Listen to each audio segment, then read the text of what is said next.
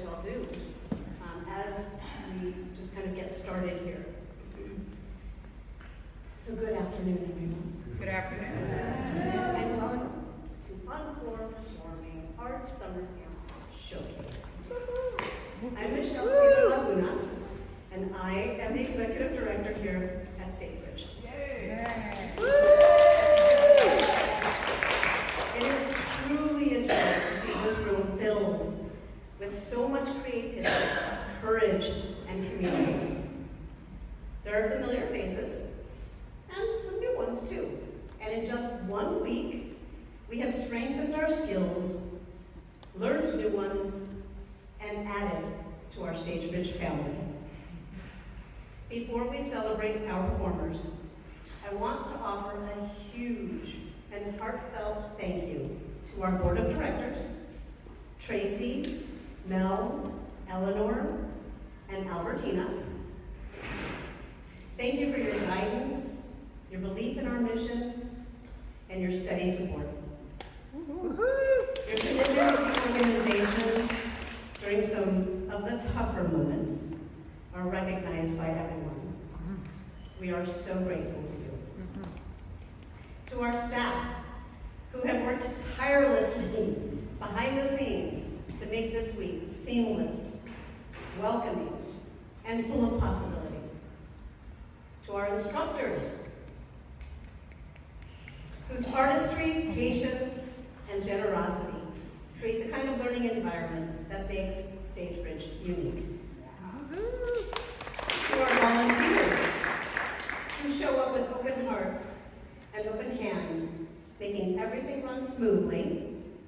Nicole, Roz, Juna, the little hostess with the mostest, Justice, and the First Congregational Church of Oakland. Thank you for giving us a home where creativity can flourish. And most importantly, to you students, this week has been a testament to what the Stagebridge community really is. Brave, joyful, and willing to dive into intensive programming with curiosity and heart. Summer camp asks you to stretch, to experiment, to collaborate, and to show up fully. And you did, every single day.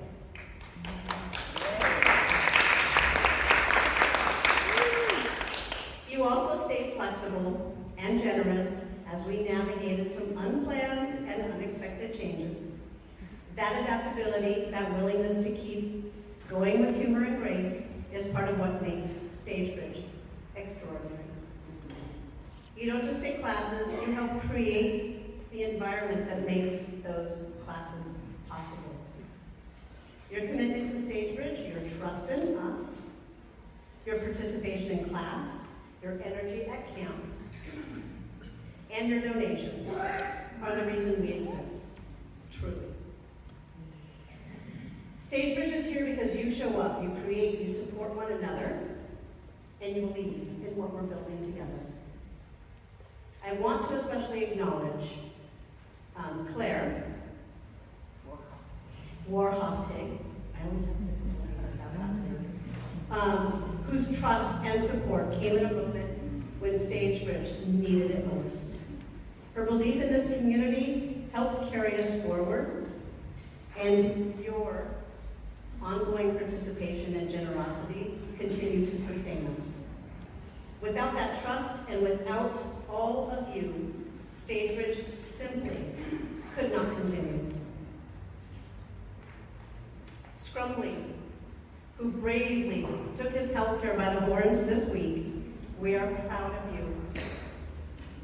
And we are holding you with so much love. Please consider giving to his GoFundMe account to assist in his absence of work. You'll find that on our website. Toby, whom we support as she journeys through the grief of a sudden loss of a family member. Your courage and presence mean more than you know. I also want to acknowledge multiple beloved members of our community whom we have recently lost.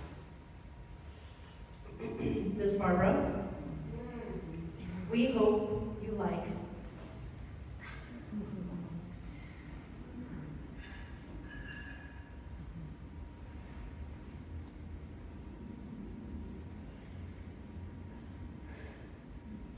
We hope you liked what we did here this week, and we miss you on a daily basis. Yes.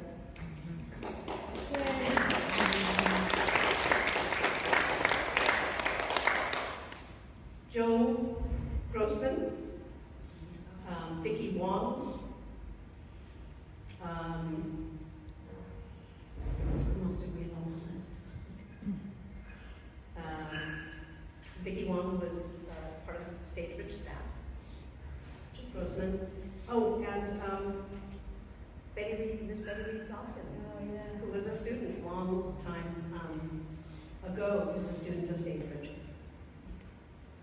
So today's showcase is more than a performance. It's a celebration of what happens when we invest in one another, when creativity is shared, and when community becomes a source of strength. Thank you for being here. Thank you for being a part of Stagebridge. And thank you for helping us grow, thrive, and imagine what comes next. Please take a moment over the next few days to reflect as students on your experience with us and fill out the survey. And we can learn more about what we can do to make Encore summer camp even better.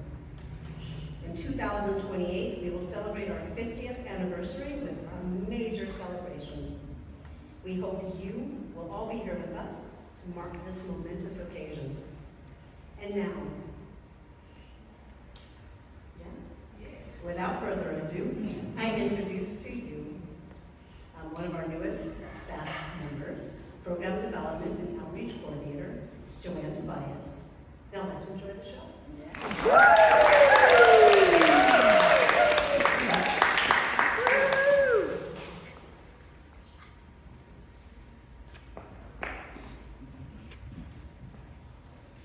Hi.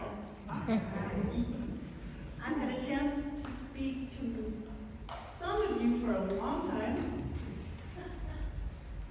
but I want to speak to all of you. I want to hear all of your stories, because from the few of you that I have spoken to and from my own personal experience, I know that art transforms lives. And I want to hear your stories of transformation, and I want more people in our creative community experiencing this joy of collaboration. If my life were a line, May 8th, 2026 would be one of these markers, because that's the day I joined.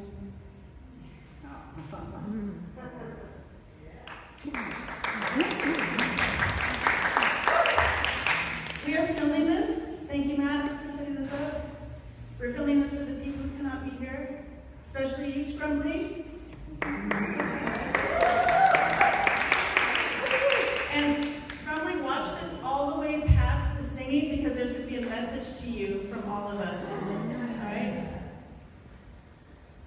Okay, so now I will introduce MK, who I'm emceeing this. So I'm going to be introducing the teachers, who will then introduce the performances. And let me please introduce MK, who taught us songs from other cultures. Oh.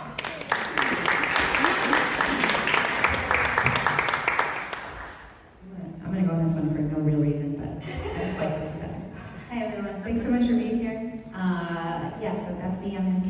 You can call me Mindy. That's my first name. No, it's all good. I like MK. It's mysterious, I think. Anyway, so enough about me. Like JoAnne said, I taught songs of other cultures this week. It was going to be Scrumbly's class, so I'm very grateful that I got the opportunity to sub. It's been fun. I got to see some of Scrumbly's classes when he was doing his thing, and so, hopefully it's been a fun pass off for this time. I'm very, very excited to welcome all of my students that we've been hanging out this week. we're going to get to tell some stories about songs that have been impactful for us from another culture, from somewhere else. So if you guys want to come on up and we'll get settled a little bit for this, right?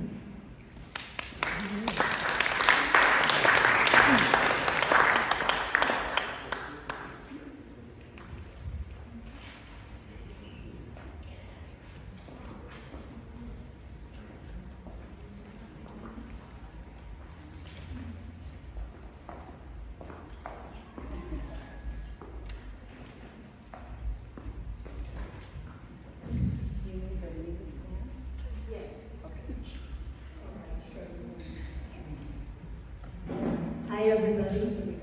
Although everybody's not here. Where's guys and dogs? Yeah, we are. A lot of people. I guess we're going for it anyway. Show this up. The show must go on.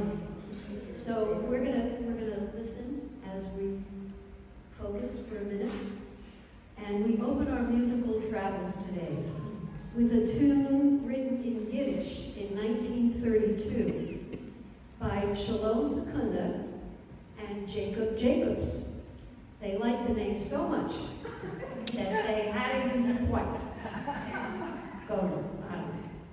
5 years later, Sammy Kahn and Saul Chapin wrote the English lyrics.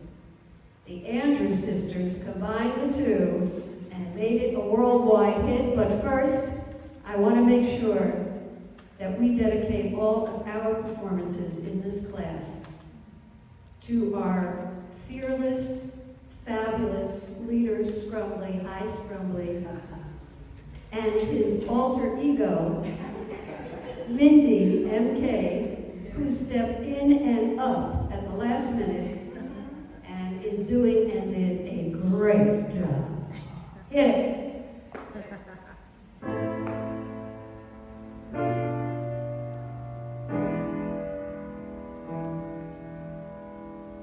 Of all the girls I've known, and I've known some, before I first met you, I was lonesome. But when you came in sight, dear, my heart grew light, and this whole world seemed new to me. You're really swell, I have to admit. You deserve expressions that really fit you. And so I've racked my brain, hoping to explain all the things you do to me. Hit it, Mindy. Buy me a piece of shame. These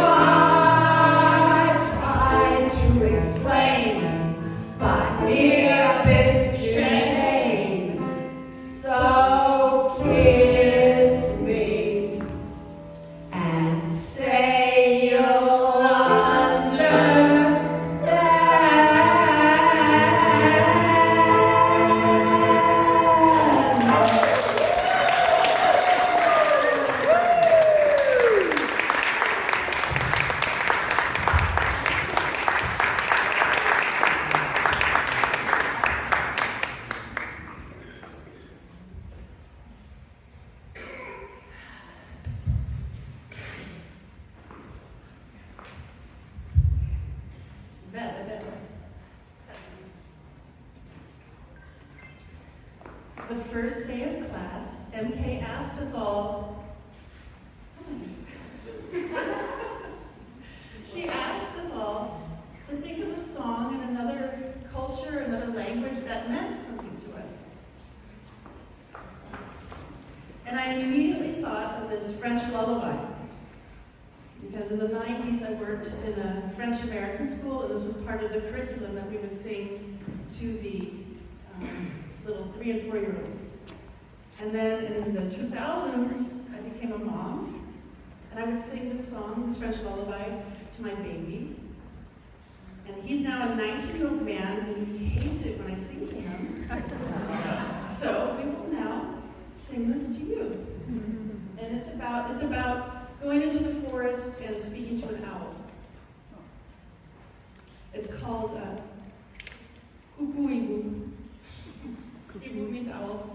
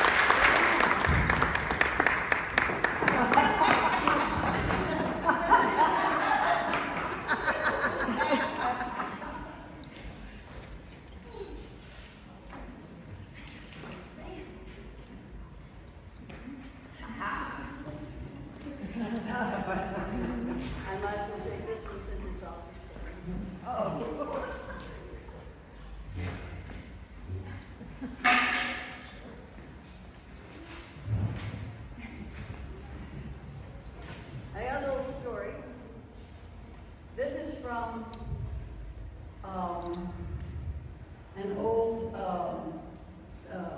English musical, and I think they were back in the 1800s or maybe the early 1900s. I'm not sure. I just found the sign. I gotta do it. So, and it's time to read. I'll try to catch up.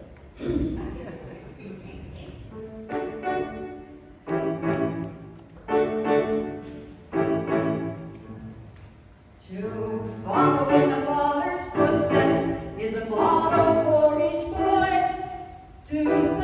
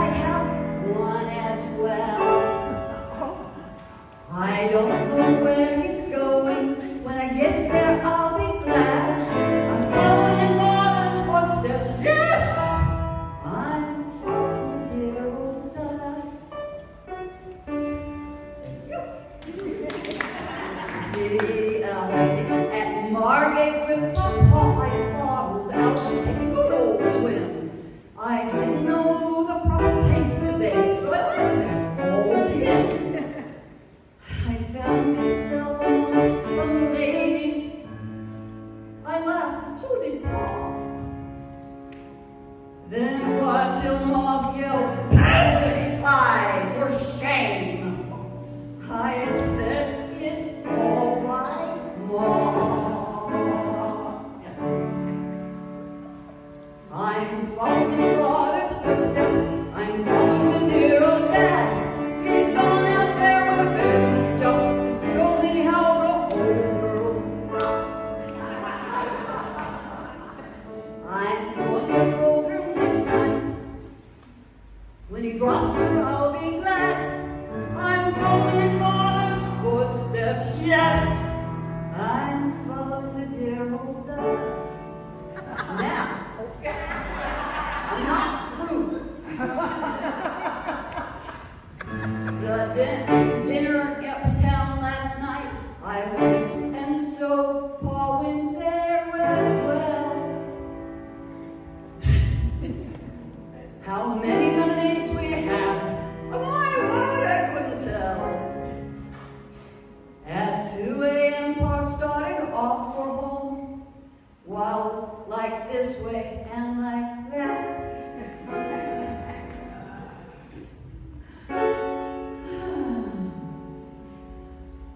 Folks said mine were going, but I simply made reply. I'm following Father's footsteps. I'm following the dear old dad. He's rolling on the front bench, so you see. Upon my word, he's worse than me. I don't know where he's going, but when he gets there, I'll be glad. I'm following Father's footsteps. Yes! I'm following the dear old dad.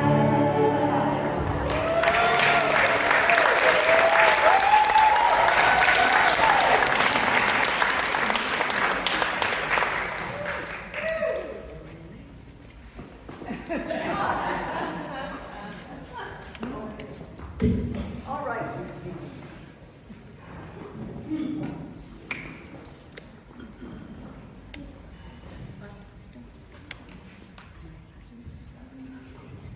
Hello, this is Melanie.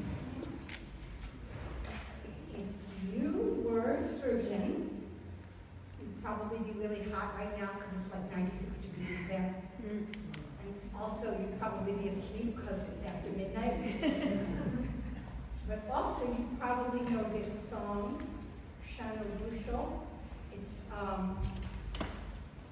a well-known folk song there that accompanies a kind of sprightly dance from an area that I'm going to call Blanchka, from the way it's written out, but I don't really know how it sounds. Normally this would be, this would be a dance tune and more up-tempo, but for our Stagebridge version, we're going to take it like a ballad. I'm going to be so helpfully accompanied by my friends Mindy and Renee on drum. All right. Shamu Dush.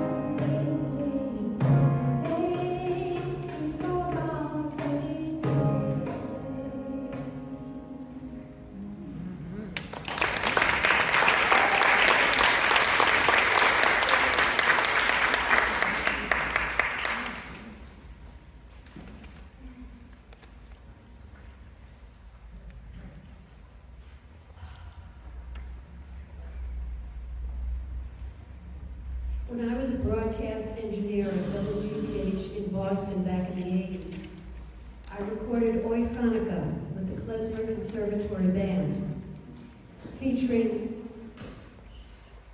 I'm going to start again if that's okay. When I was a broadcast engineer at WGBH in Boston back in the 80s, I recorded Oi Hanukkah with the Klezmer Conservatory Band, featuring this haunting Yiddish ballad, O ihr kleine Lichterlein, or O you little candles. May the light of these candles remind us of our shared humanity as Semitic peoples, Jews and Palestinians alike, and bring peace, justice, and respect to the Middle East, the diaspora, and the world.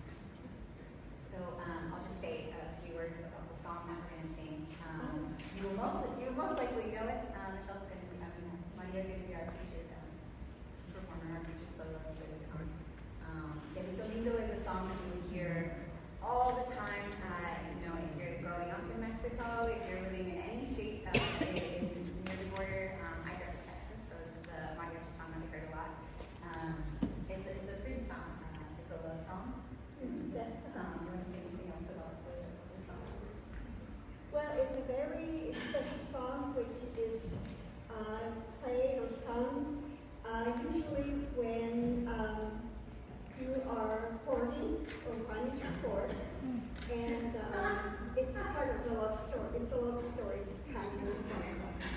So.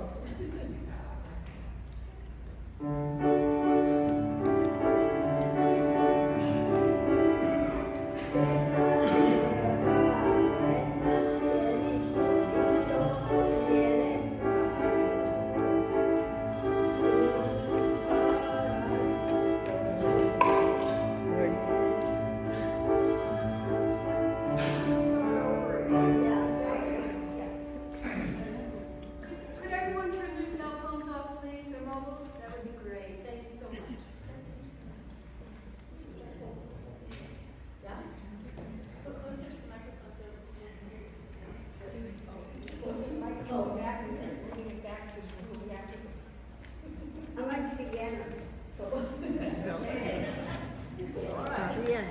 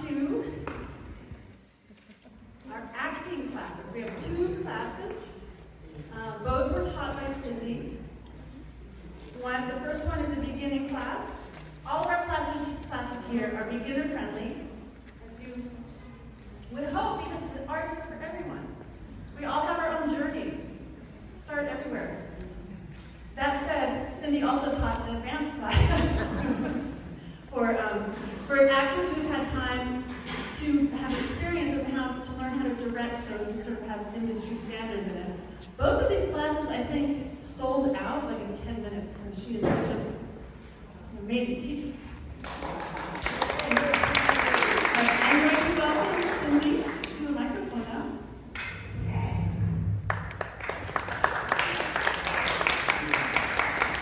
Hello. So the beginning acting class, we started using content-less scenes, which are basically, or sometimes they're called free scenes. So they have lines, and they're labeled A, B, or as the characters. And then the actors themselves had opportunities to come up with scenarios that would fit the lines. So they got the script, but no character description, no location, no scenario, nothing like that. So what we're going to show today, we're going to show two different pairs. We're going to show Suzanne and Bill. First, Bill is new to Stagebridge.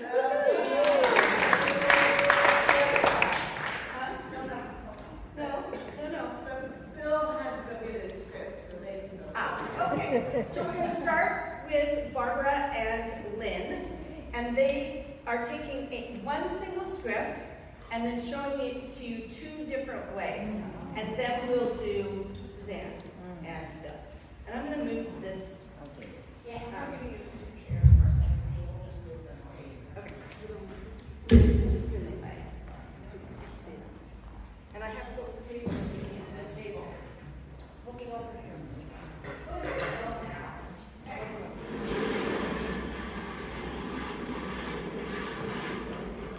All right. You need this one for this one? Okay. All right. Got it.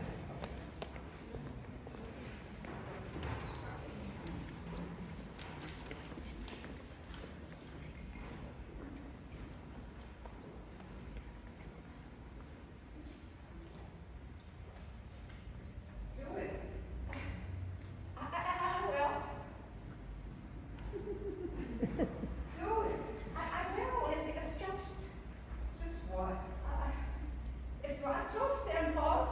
It's not so complicated either. Well, why don't you do it?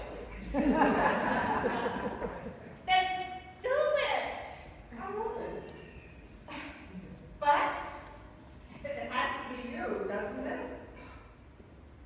You're right. I'm sorry. Well, just give me a minute. Take all the time you need, Thanks. but do it soon. I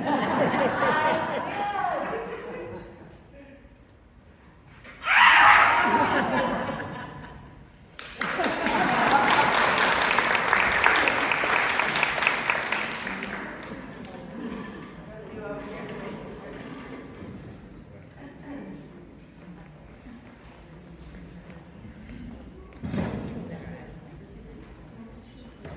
All right, the same script.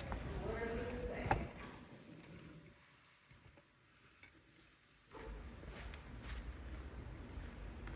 Do it. I will. Do it. I will. It's just what? It's not so simple. Well, it's not so complicated either. Why would you do it? Well, I would. Do it. No, I would. What? It has to be you, doesn't it? You're right. I'm sorry. Just give me a minute. Take all the time you need. Thanks. But do it soon. Will.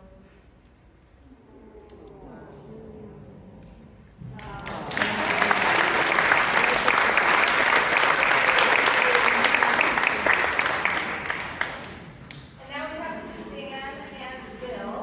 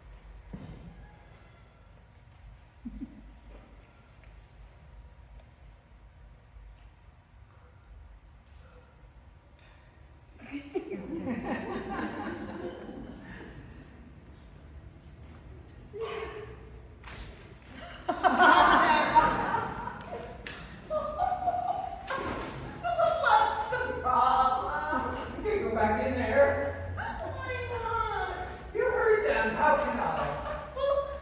You left your pants.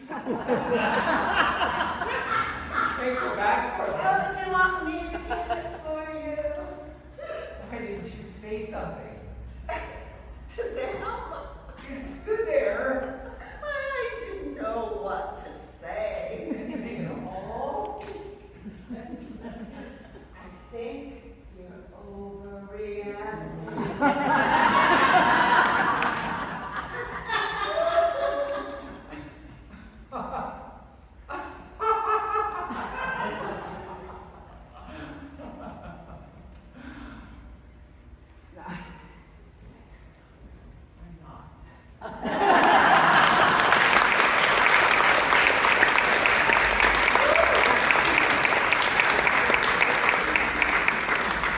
We had some wild scenarios in that class. What's going on?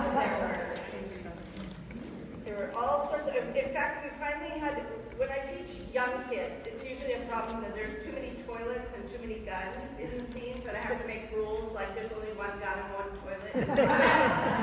And with this group, I finally had to say, let's see what, like, our natural bent is to find the most dramatic and the most scary. And I was like, let's see what happens if we try and find something positive. Because that had to be a prompt.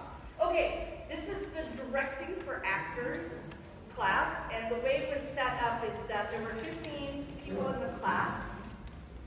Everybody was a director and an actor. So they were in groups of 3, and each person had a scene they were directing with the other two people in their group, and then they would serve as an actor in the other 2 scenarios. There were 15 scenes, so we're not seeing them all today. We just picked 2 of the scenes from there. Today we have Vivian and Cindy doing a scene from the female version of The Odd Couple. And then we have Bill and, we'll see Bill and Suzanne again doing a scene that was directed by Barbara called Counting the Ways by Edward Albert. Wasn't huge. Even better.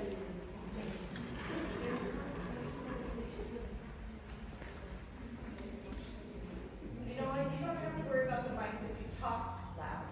It's all loud. Oh, well, then let's do it all the way on one side. I'll call for you. Yeah.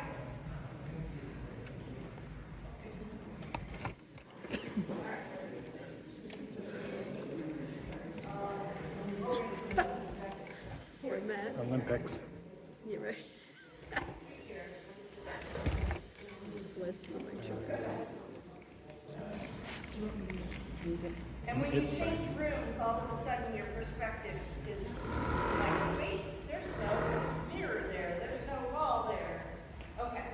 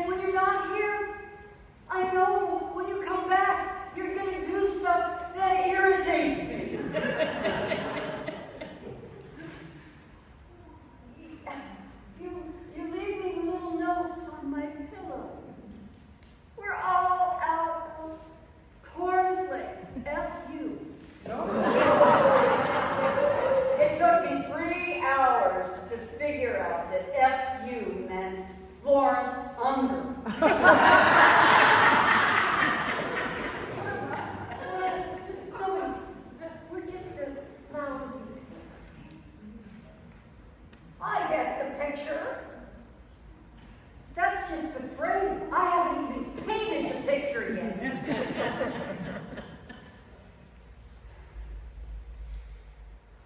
The picture. Every night, I write in my diary the things that you do that day that aggravate me, and then I haven't even gone to the Gazpacho brothers yet. Oh, is that what's bothering you? That I louse up your sex life? What sex life? When I have a dirty dream, you come in and clean it. All right, Olive, get off my back. Oh, do you hear me? All right, Olive. What's this? A display of anger? I haven't seen you really angry until since the day I put my eyelashes in your pancake bag. Olive, you're asking to hear something I don't want to say. But if I say it, I think you better hear it. I'm trembling all over. Oh, she's trembling. All right, I warned you. You're a wonderful girl, Olive. If it weren't for you, I don't know what would have happened to me. You gave me a place to live and something to live for. I'll never forget you for that. You talked to me, Olive. Okay.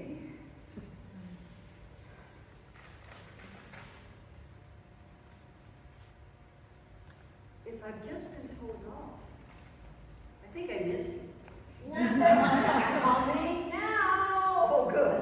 You are also one of the biggest slobs in the world. I see. And completely unreliable. Okay, so And dependable. is that it? Unappreciative. Irresponsible. And indescribably inefficient. Is that a Cole Porter song? That's it. Now you've been told off. Well, good. How do you like that? Well, good. Because now I'm going to tell you. For 8 months, I've been living in this apartment alone. I thought I was lonely. I thought I was miserable. So I took you in. And because I thought we could help each other, you know? And after living for 3 weeks with close, personal contact, I have hives, I have shingles, I have the heartbreak of psoriasis. I'm growing old at twice the speed of sound. I can't take it anymore. Florence, do me a favor and move into the kitchen with your pots and pans. I'm going to lie down. Are these liver spots? Walk on papers? Will you? I just washed the floors in there.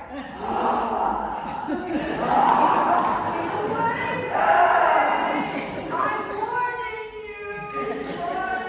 Don't you touch me. Into the kitchen! I want to get your head in the oven and cook it like a cake on. You're going to find yourself in one sweet lawsuit, Olive.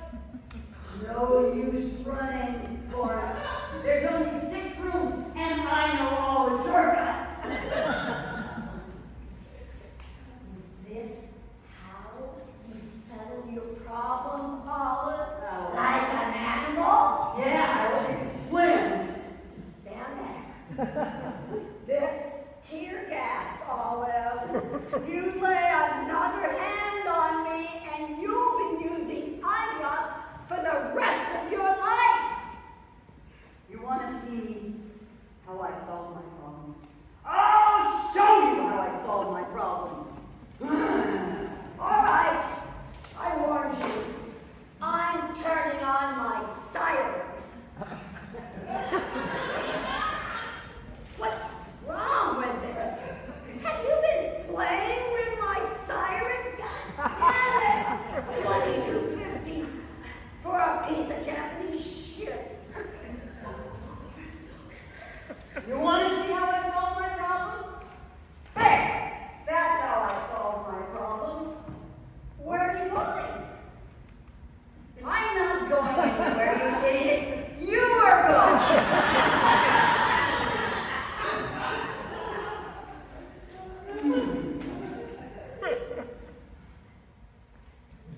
The marriage is over, Florence. We're getting an annulment. I don't want to live with you anymore. I want you to pack your things, seal it up with your strand wrap, and get out of here. You mean actually move out?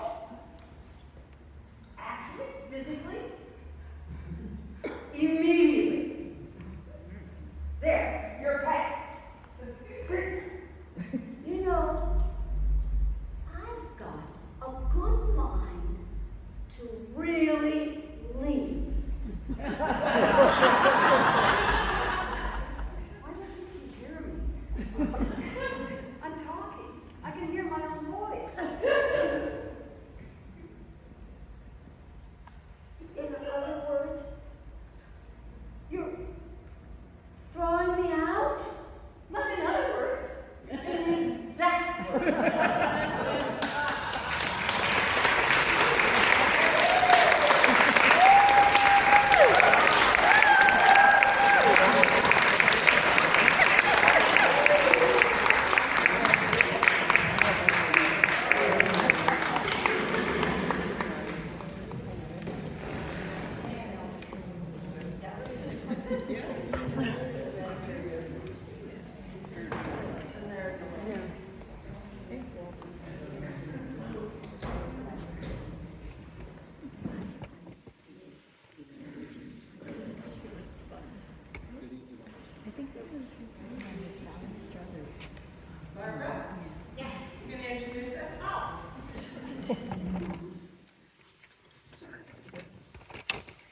Hi, this is a play called Counting the Ways by Edward Albee. It's a couple called he and she that have been married for 20 years.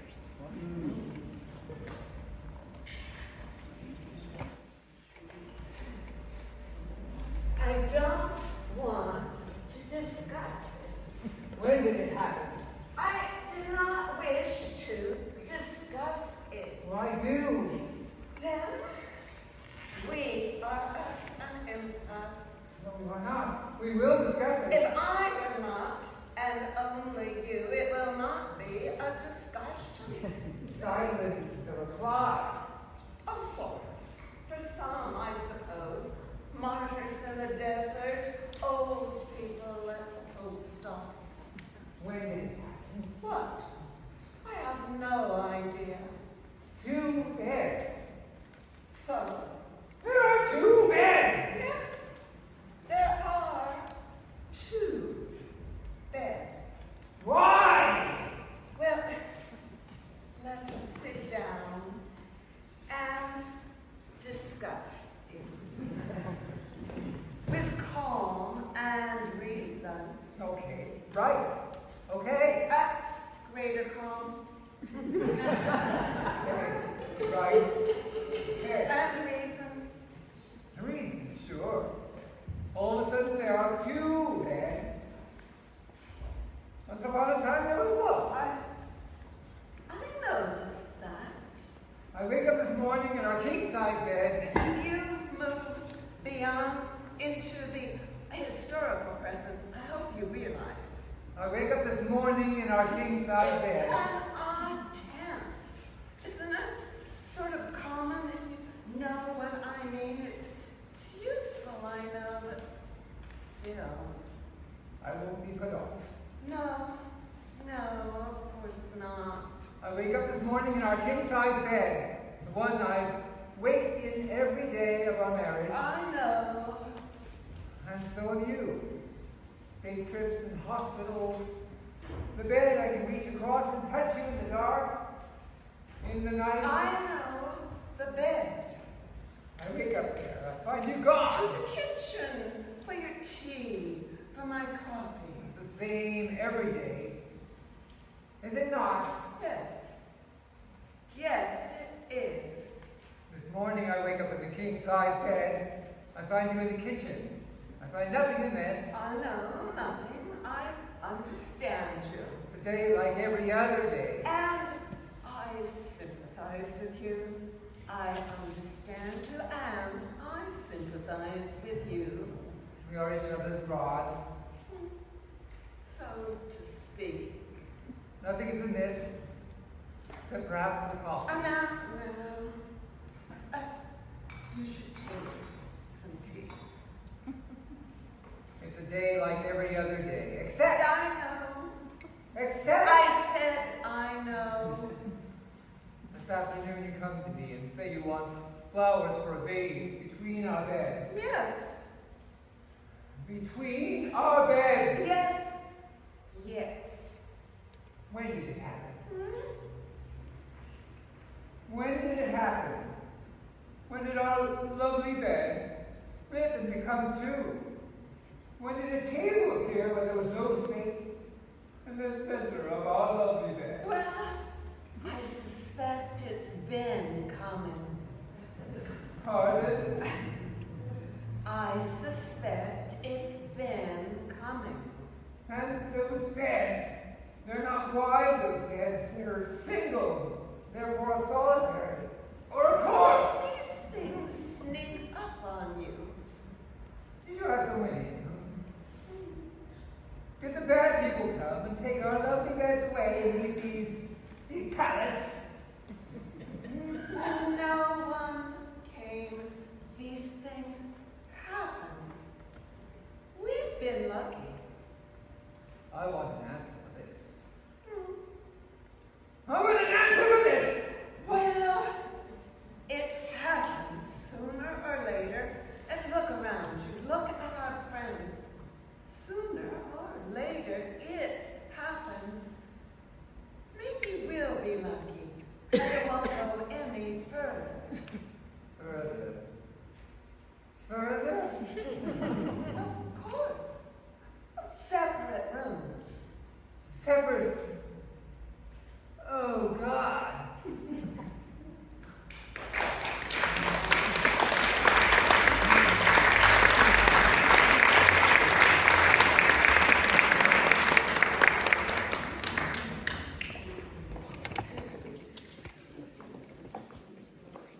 So good. Have you ever had a dream where you're walking in your... You can't hear me? They did it. They have actors' lungs, I guess. Yeah. Have you ever had a dream where you walk in your home, your very, very familiar home, and then all of a sudden you realize there's a door, and you open the door, and suddenly there's a whole new room that you didn't realize you had? That happened to me 3 times this week here. And I think it's a metaphor. Opening a door and seeing all this life and this bewildering sense of like the back is front and the front is back and like how amazing that is. And the other thing I wanted to say, you can start saying that already. I'm just talking the full time. The other thing I wanted to say is that in addition to being completely disoriented in the most wonderful way, the hallways here have been filled with sounds, laughter and screaming in the good kind, the productive kind, music and creativity. And one of the most amazing sounds is one that you're about to hear. Renee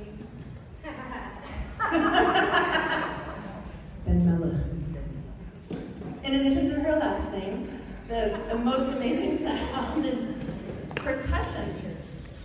I mean, this building is going to be so quiet next week. It was filled with so much life this week. Have you ever gone running with weights on your ankles? You lived through the 80s?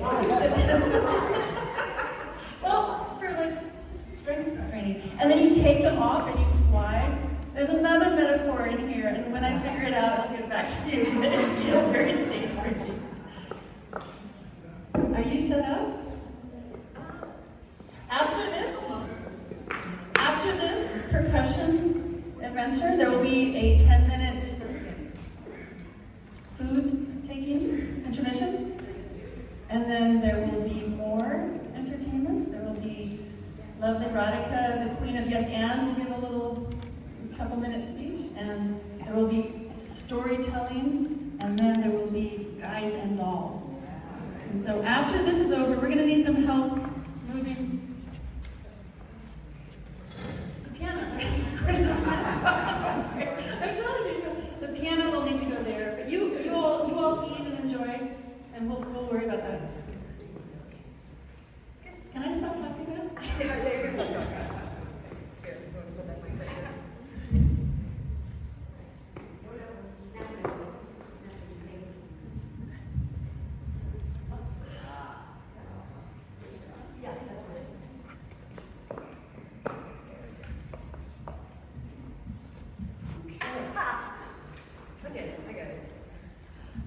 I just saw this video of Michael Jackson when he was receiving an award, and Eddie Murphy was next to him, but he had like a Grammy in his hand, so he couldn't do and so he was asking Eddie to help him, and Eddie was like, are you asking me to it's like, are you asking me to work for you? Because I'm not working here right now. And Michael was just like, what? So funny. My name is Renee Bamella, and the class that I facilitated here is called Heart Pulse, Drumming for Everybody. The last time I was at Stagebridge was before COVID. Thank you, Eleanor. And I taught collaborative vocal improv then. So it's been really sweet to be back. And we had a bigger class, but some folks couldn't stay today. And someone's taking care of her cat. And we did many things from drumming to hand percussion to body percussion. And we picked a couple of things that we thought were cool to show you. These are called boom whackers. And they're pitched tubes. Yeah. So we're gonna do a little piece with boom whackers, which is actually improvised. It's a game called layering in, so we're just gonna come in one at a time. We're making it up as we go along, and then I'll introduce the other thing that we'll do afterwards.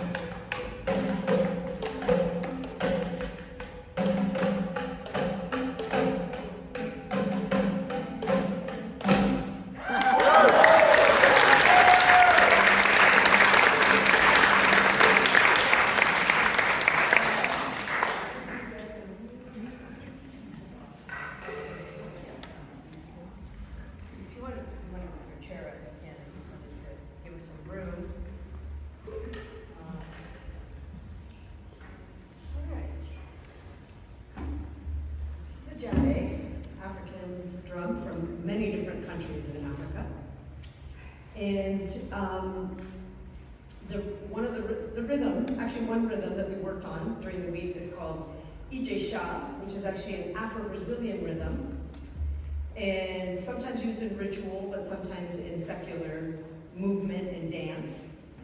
I would say predominantly in ritual dance.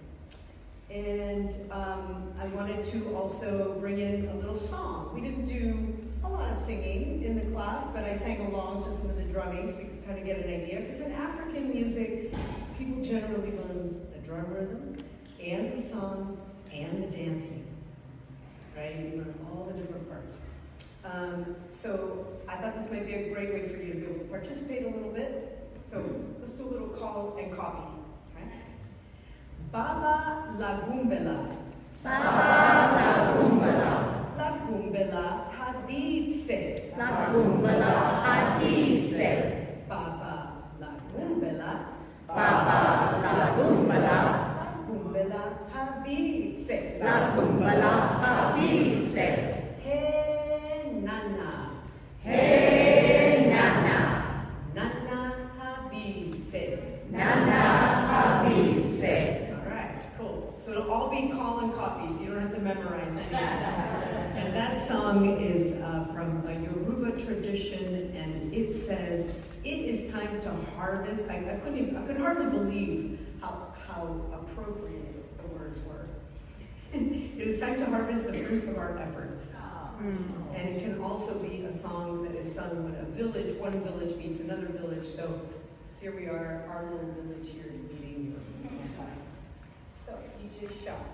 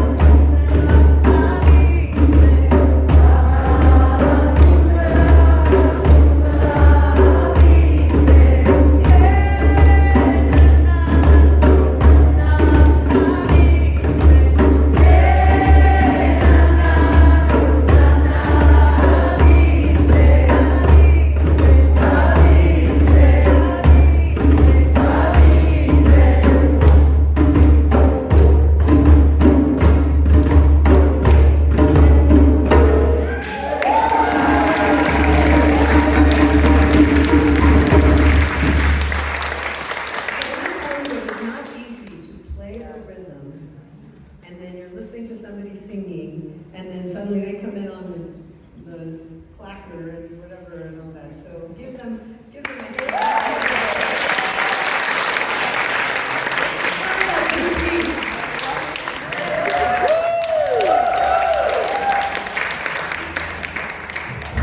Nana Aviste. Please enjoy food for 10 minutes and then come back at 1:45. We'll have more special stuff.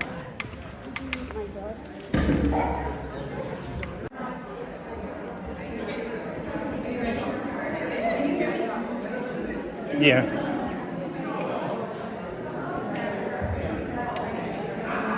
Sorry. Just wanted to say bye. Oh yeah, good to see you. Great job. Yeah. I'll see you soon.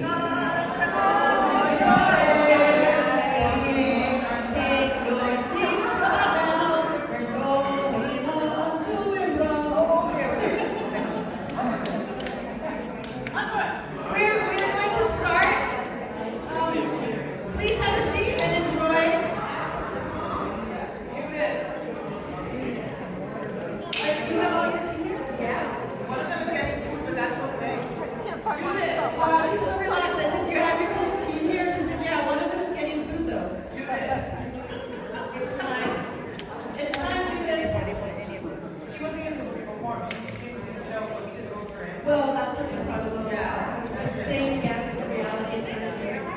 Yes, and saying yes to the reality in front of you and adding your own unique beauty to it. Please welcome Radhika. Yay! Hello, everyone. Yay! So, with me is Roz. What was the what did you give yourself? The adjective you gave yourself today? Was it ridiculous, relishing? What was it? What Roz did you do? Roundabout Roz. Yes. I'm resilient Radhika, and you're jumping Judith. We have no idea what we're gonna do, which is the great American art form of improv. We have no idea. Some of us didn't even know that we were going to be here until a few minutes ago. Some of us didn't want to be here. I won't say who, but we're here. Most of us actually in the 10 o'clock class, and they had to leave. So Judith, who wasn't even in the camp but has done improv at Stagebridge for years, is here today along with Roz, who's here all the way from New Orleans. So we have a touring improviser. Yes. So the game we're going to play, we're a it's called three-headed monster. And in improv, we say yes to what our scene partners are doing. We say yes to the audience. The audience gets us started, so everything depends on you. And then we have this great spiritual backbone of our art form, which is called We Have Each Other's Back, which is really wonderful. So this game is called Three-Headed Monster, but we're going to do a version of it called Three-Headed Opinion Monster. So we want to ask you your opinion on something, and then each of us can only get one word. That's how this monster works. So we're going to work together to create an opinion. Would you like an opinion on something? Does anybody have a question they'd like to ask? What would you like our opinion on something? Yeah, what? Sailors. Sales? Sailors. Sailors. Our opinion on sailors. Sailors are large. But they're usually very handsome. So that's our opinion on sailors. Thank you. Would anybody have an opinion on another? Yes, MK. I don't know if this is an opinion, but where do babies come from? Where do babies come from? Fantastic question. Three-headed opinion pundit knows all about it.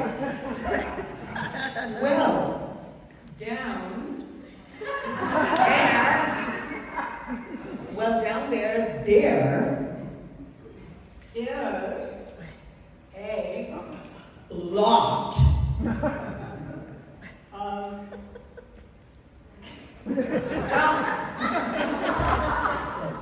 Down there, there's a lot of stuff. So, that's where babies come from. It's very simple. I can't believe you didn't know that, okay? Our final opinion, yes, would you like us to pontificate on something else, our final? Reflection pond. Reflection pond, I'll just start another one. Money. Money! Is it okay if we choose money? All right, money. Lots of money isn't landing on anyone in this group. Oh my gosh. All right, our final thought for this group, but we're going to make a prediction for the future. We already made a prediction. So we're going to, World Cup. Well, it's an opinion about a World Cup. We can, Argentina versus Spain, those of you didn't know. Soccer isn't a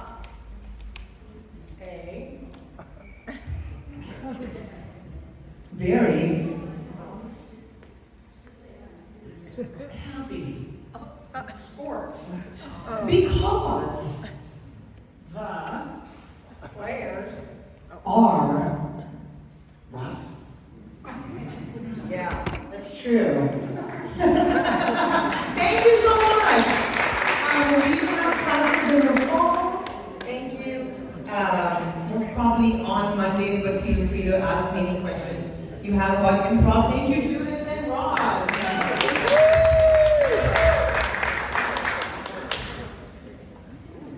Thank you. How does this? Oh my God.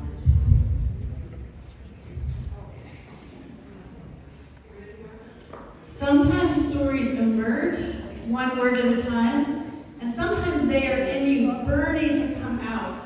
And now I'm going to hear from some storytellers, and I suspect the latter is true. We will start. This is Wayne's storytelling class, and I'm very excited to share with you that he will be starting a podcasting class for storytellers. That's something to look forward to. And I'm going to just introduce the first storyteller, and then she will tell her story and introduce the next one, and so on and so on.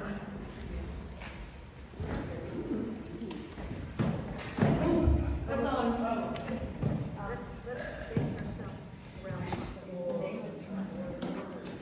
This is a class called Storytelling in Dangerous Times. I don't know where they got that idea from. It might be the times, maybe. We take the reality in front of us and we turn it into art. Yeah.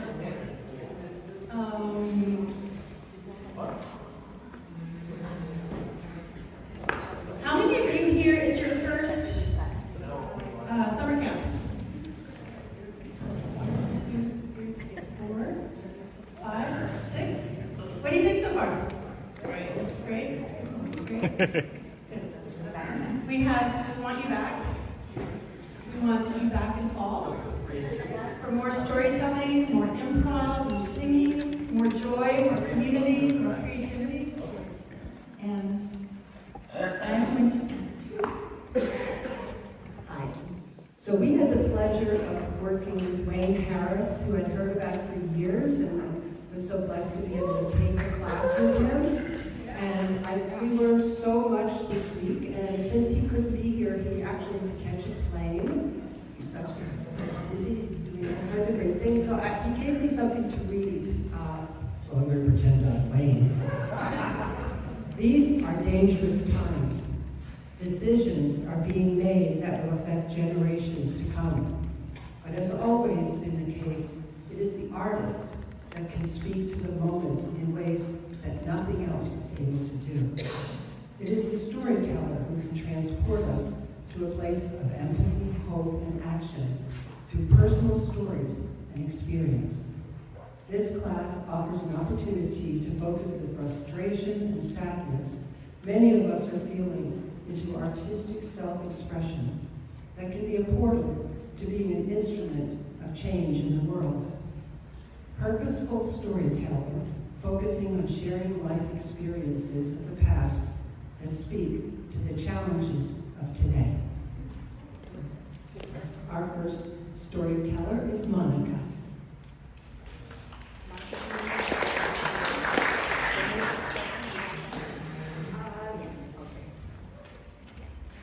This I'm not so sure about. Sitting at my desk, I feel compelled to give up my anonymity and to go ahead and use my First Amendment guarantee of free speech.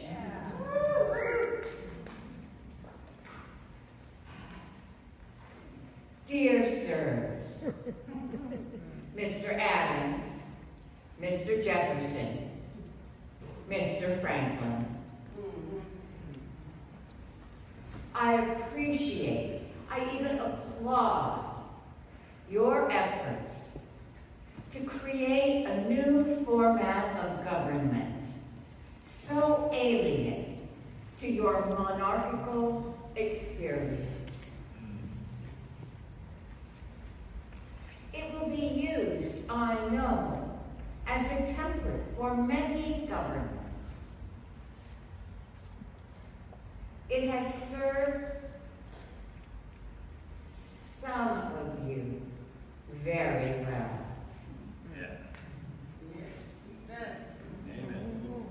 But now I'm going to quote your wife, Mr. Adams. Where are the women? And where are the people of color? Where are the indigenous people? Where are the others? We, the people.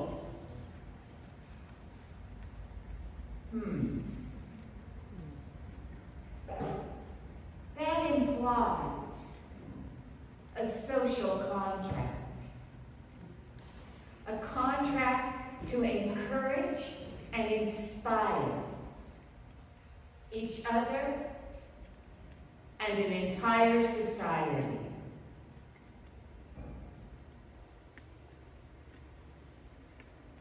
It's looking a little threadbare these days. Amen. Yeah.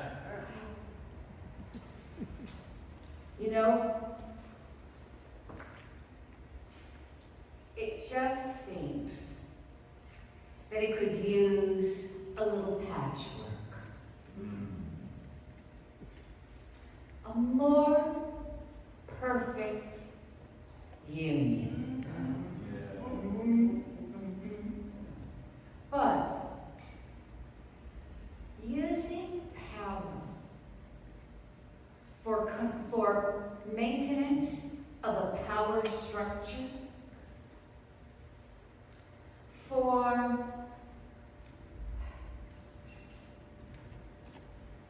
the confinement, the exclusion of perhaps what you might call the less fortunate. Well, that's just plain tyranny. What was your war about?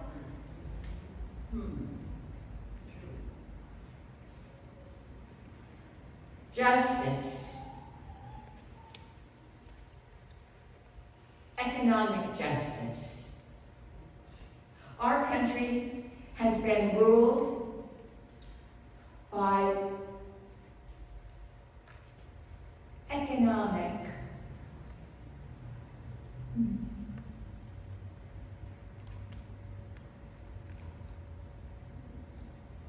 economics of consumerism. Your grand ideals seem to fail to recognize the human failures, the faults, such as pure selfishness. You understand that when you isolate success in the hands of half a dozen people, you have committed injustice to an entire nation. Amen. Now, justice, to be honest with you, the justice we have, the economic justice, the social justice, it is not leading to domestic tranquility. Now, the preamble of our Constitution sounds, preamble, funny word. Sounds kind of like a walk in a park, doesn't it? A park of the ideals to which humanity aspires. But there's this thing called the Bill of Rights. Rights. That word smacks of entitlement. I prefer a bill of guarantees. One that says each and every individual is important. And until we're all living in relative equality, we will never be receiving that domestic tranquility.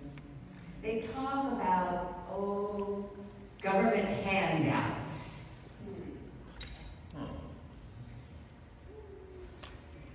Human respect for dignity doesn't seem to be entering our picture here these days. I prefer guarantees.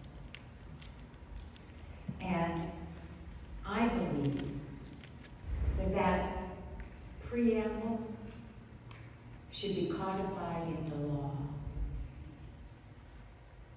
so that there's that possibility for success for all of us.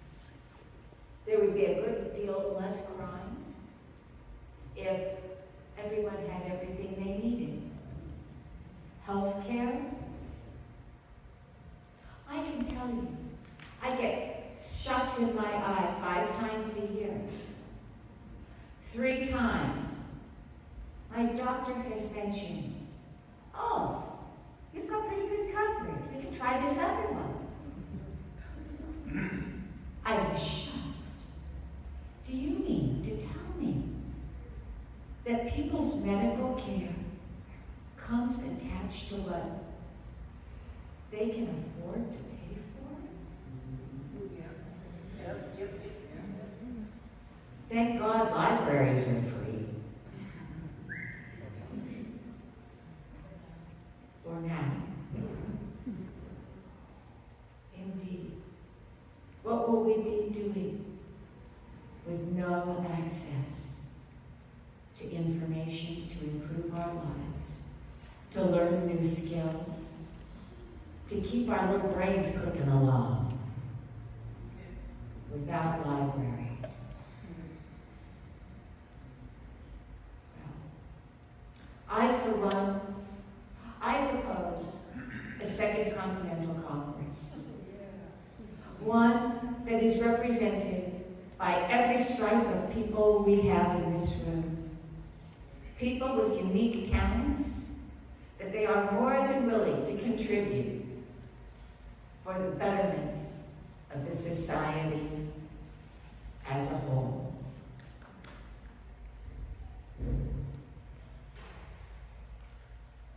Signed and submitted respectfully, the future.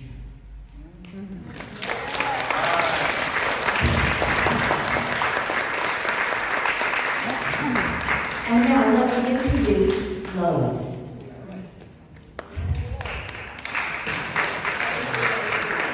I'm so glad to be her introduction.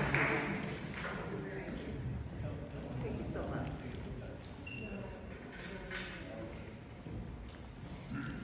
I am the American dream.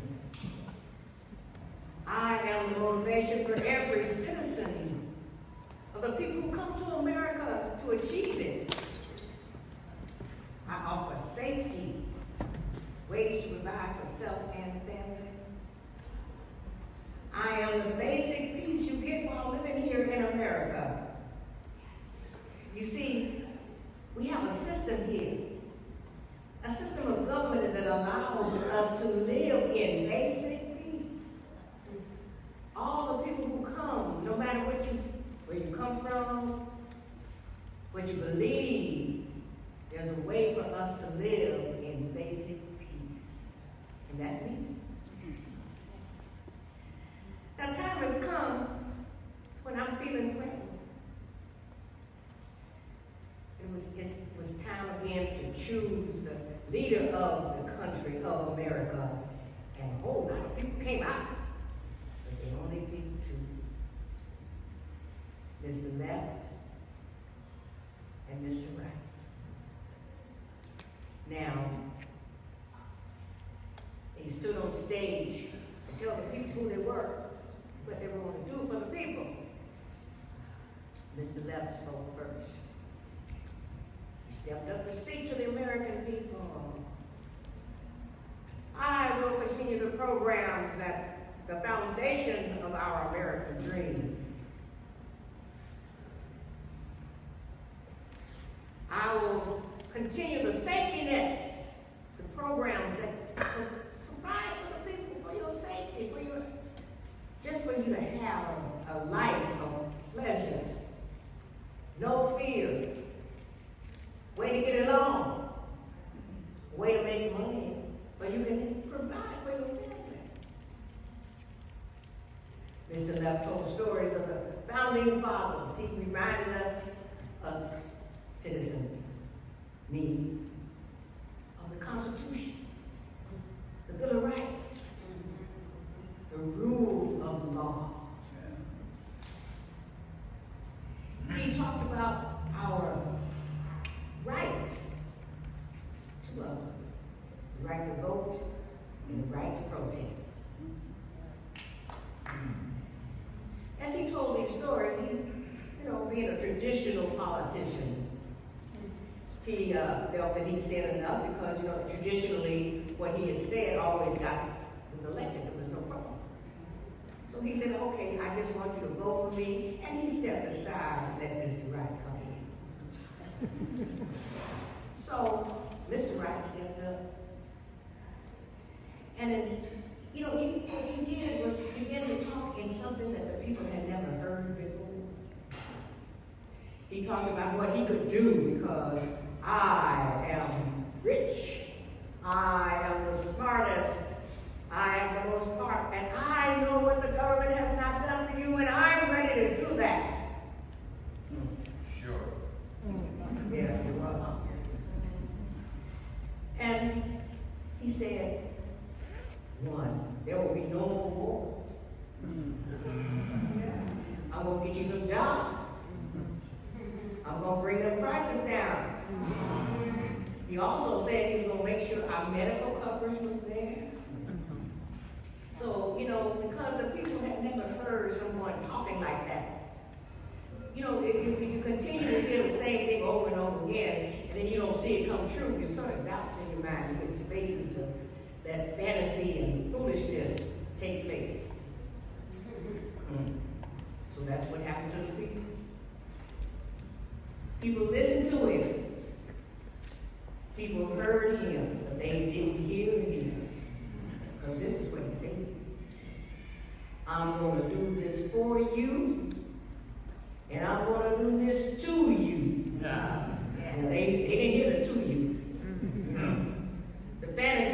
integrated hid the two U's, you know. And then the other thing I think about too is that a lot of times our citizens think of me.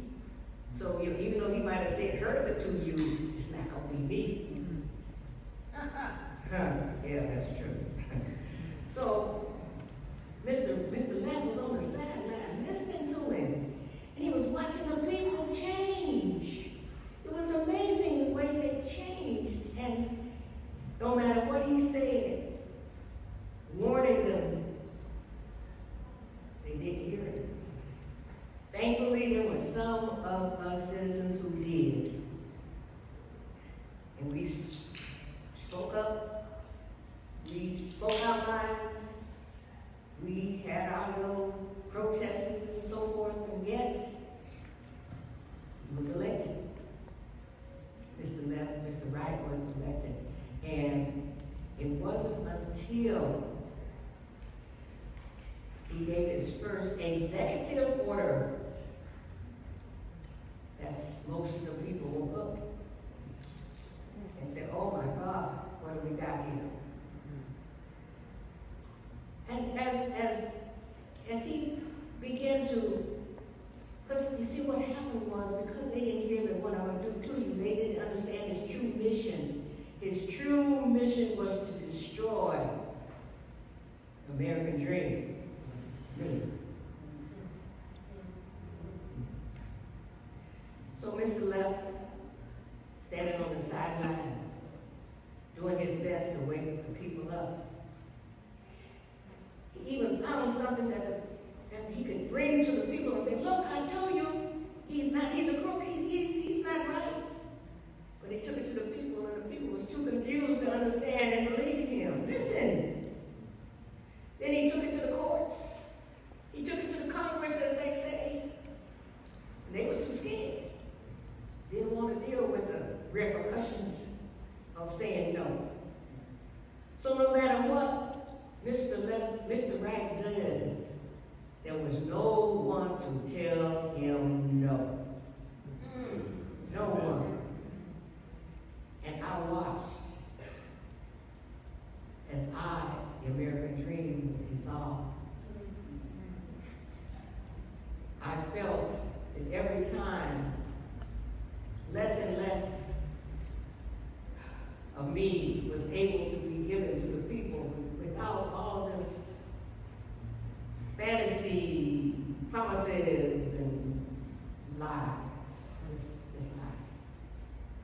So, you know, I said to myself, if I could become a person and really stand there on top of that stage and tell them, what would I say?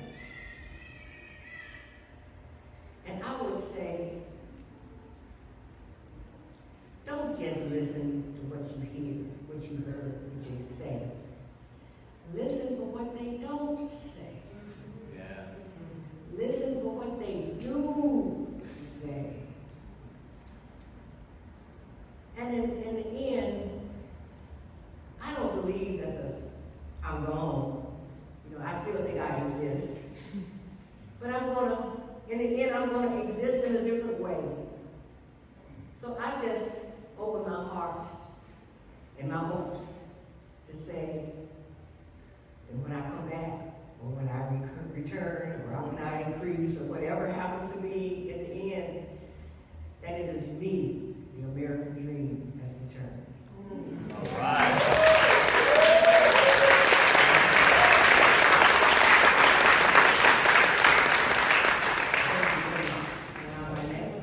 It's my pleasure to introduce our next teller.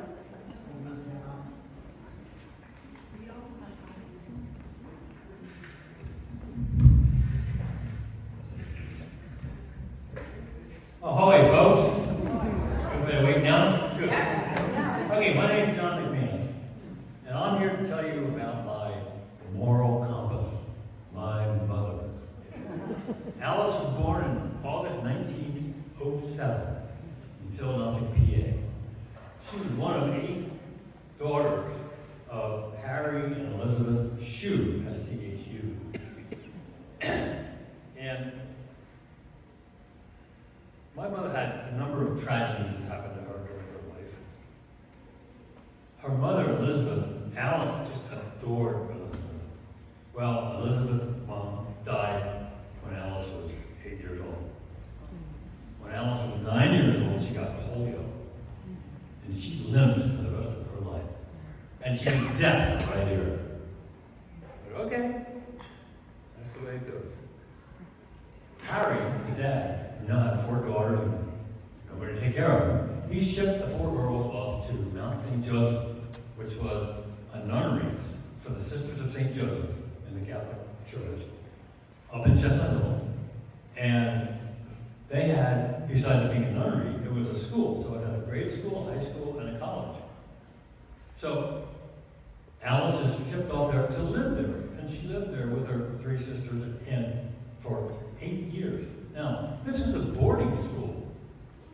This was a school for rich people to send their daughters to this boarding school for grade school or high school or both, okay? So here's all these rich girls and mom who was poor. Okay, no problem to deal with. So she goes to that school for a number of years.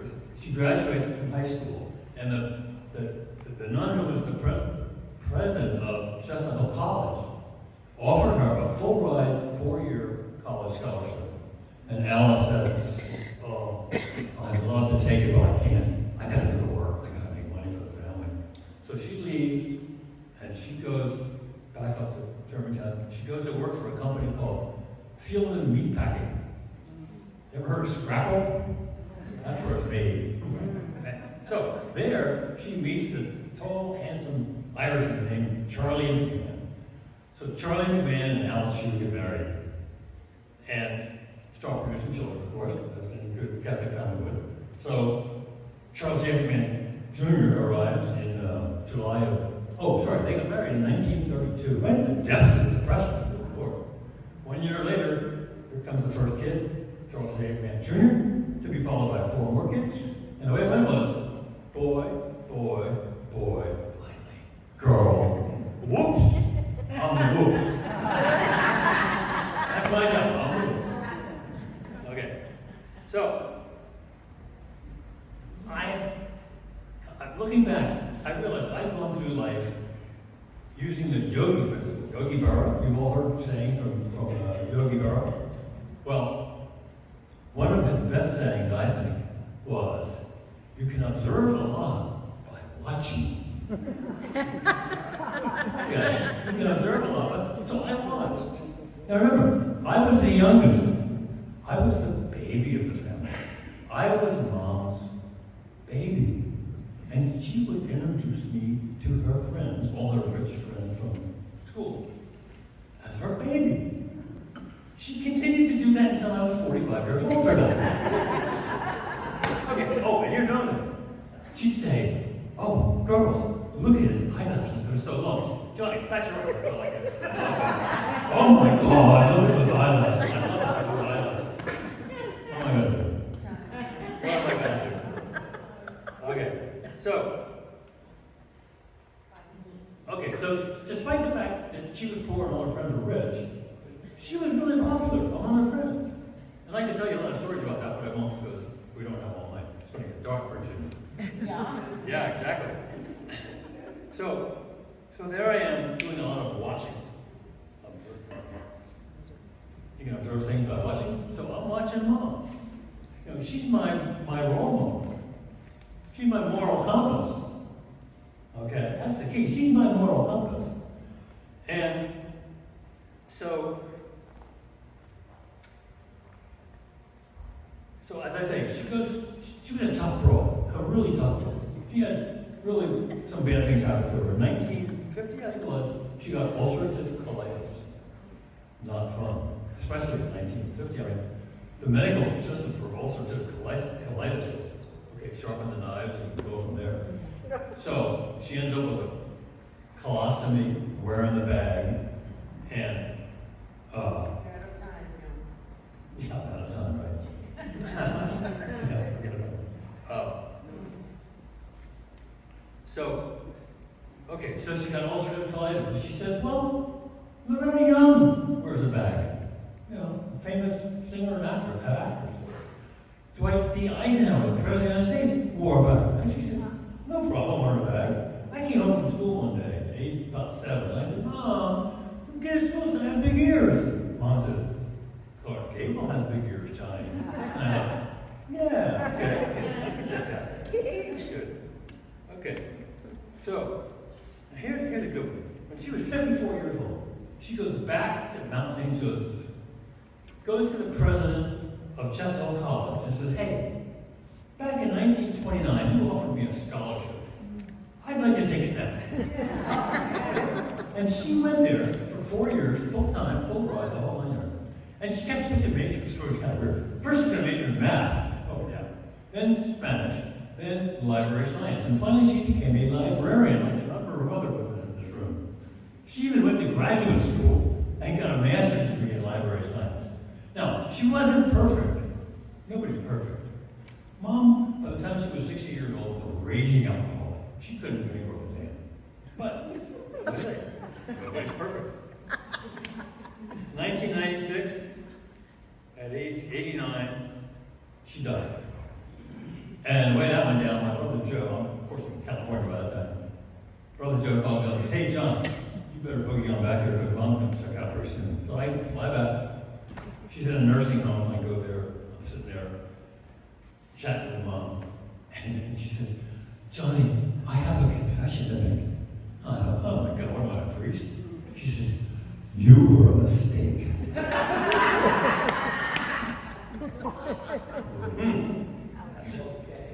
Shit happens. And she said, but you've always been and always will be my favorite. Oh, Mom, that makes me feel really good. Hey, Mom, you're getting hungry. It's noon, time for lunch. What would you like to eat? More than anything else in the world. She said, the food here sucks. I said, what would you like to do the best possible lunch of all? She says, I want a hoagie. You guys know what a hoagie is? Sorry, okay. I said, you're going to get one. So I went up the street to the deli, got a nice big Philly hoagie, took it back, we each had half that hoagie, and we noshed on that thing, and then she died a week later. So, here's my moral compass. What did I learn from her? A lot. Here's what I learned. I learned things to be and things not to be. Let's talk about the things not to be first. Don't be arrogant. Don't be selfish. Don't be greedy. Don't be intolerant. Don't be bigoted. Don't be a hypocrite. Don't be sanctimonious. Don't be spineless. Don't be a jerk. Okay? Or, as my granddaughter in New Zealand would say, don't be a dick. Here's what to be. Be indomitable. Be invincible. Be steadfast. Be confident. Be optimistic. Be funny. Be honest. Be loyal. Be helpful. Be friendly. Be a socializer. Be kind. Be brave. And last but not least, be reverent.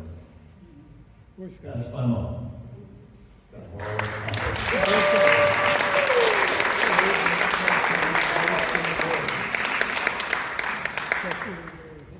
I want to share something with you. We all practiced stories that were 10 minutes, and then we were given 4. So then a few people had to leave, and so we're being a little adaptable to our time, but we want to respect it. So, my name is Marissa. Maybe you know. That's all right. And my father ran off with Miss Alabama when I was a baby. And as a result, I really didn't know him for years. I grew up at 7th Avenue in New York City in the shadow of Times Square on the edge of Hell's Kitchen in a kind of despicable neighborhood some of you might know of. It's not the Disneyland of Times Square now. At that time it was Broadway shows, peep shows, massage parlors, strip clubs, but also was a very creative neighborhood with dancers, choreographers, musicians, and I went to school across the street at PS 69. My school was incredibly diverse. My friends were Puerto Rican, Black, Chinese, Jewish, Catholic, you name it. We were like the United Nations, and that's how I grew up. One of my favorite things to do was to walk down to the Woolworths on 44th Street and go to the soda fountain, the fountain area, and order a vanilla ice cream soda. You know, the kind that looks like dirty vanilla, but that's the vanilla beans. I say, I want a dirty vanilla ice cream soda. Well, when I was 7, I came home from school one day, and my mother was home from work, and she was all excited, and she said, your father wants to meet you. I was like, my father? I had never even seen a picture of him. I didn't know what he looked like. We never talked about him. Well, suddenly, I'm getting spruced up, putting on my hand-me-down party dress from my rich cousin in New Jersey. Everyone's scrubbing my face and combing my hair. I go downstairs, and there's this man, larger than life, handsome. He takes me outside, and I see his big Cadillac, Coupe de Ville, red and white, with black and white, red and white leather seats, and he drives me all over. Takes me to see his friends. Next day I meet his new wife and children. And that began my adventure, going down to Mobile, Alabama. I would fly back and forth a couple of times a year. I was like a pendulum swinging between Broadway and the Bayou. I'd get off the plane, I'd leave the noisy city, and suddenly I'd be there with fishing boats and cicadas and sweet tea and all my relatives with wacky names like Mama A, Mama D, Skeeter, Pee Wee, things like that. My dad became a tin man, still had that Cadillac, drove me around. When I visited, the way we could spend time together, he'd say, we're going up the road, where we would sell aluminum siding and bomb shelters. And we would knock on strangers' doors, and it amazes me that anyone would let a stranger into your house. But he was quite handsome and quite charming. He was very popular with the women. Way too popular.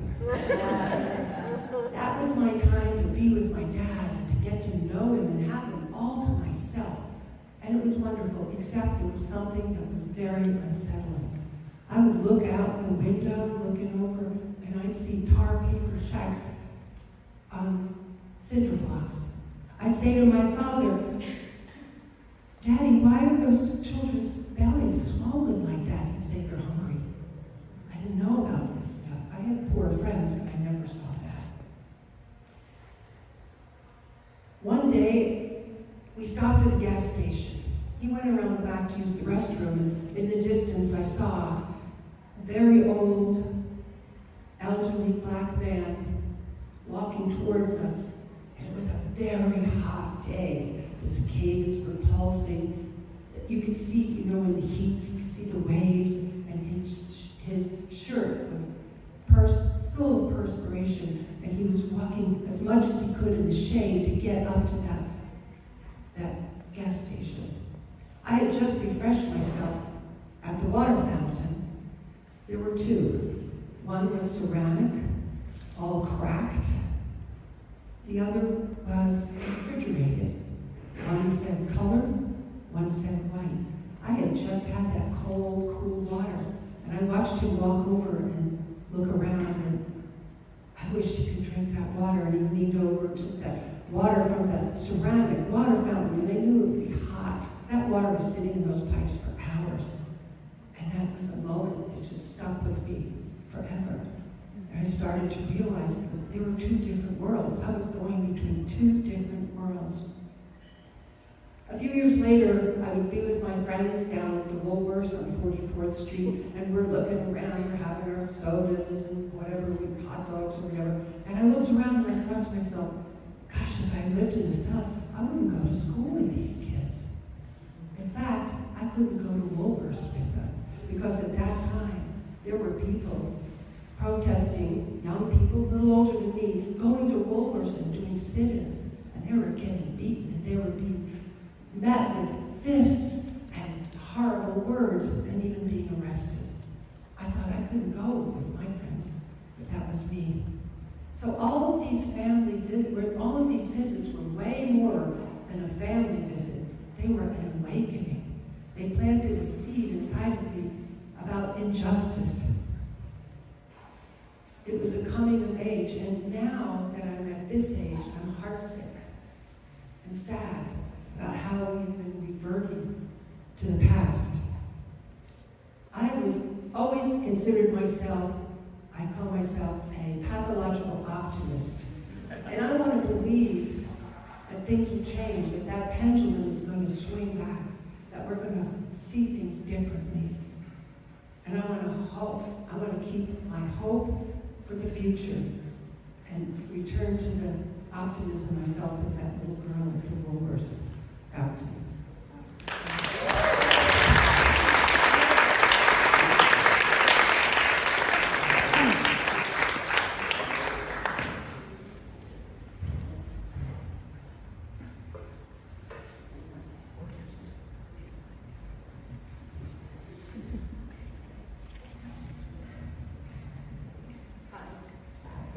I'm Rima. Okay.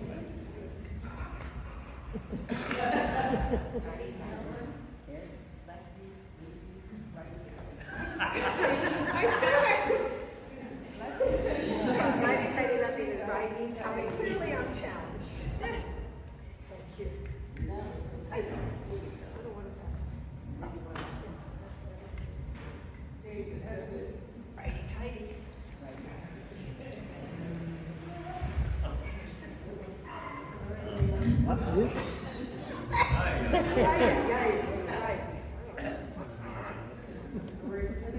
Yes, it really is. That's good. We got it. Thank you. Anyway, I want you to join me at the border of France and Spain. You gotta get up closer. Behind me are the Pyrenees of France. In front of me is a gate, an old wooden gate, and it's got an insignia of a clamshell. It is the gate to the Camino del Santiago, the way of St. James. Now, St. James, the patron saint of Spain, one of Jesus' disciples, were actually, are you singing with me? 3 minutes, yeah. Please. Were actually, he was executed in Jerusalem, and 2 of his disciples carried his body to Spain, covered in clamshells, where it now remains.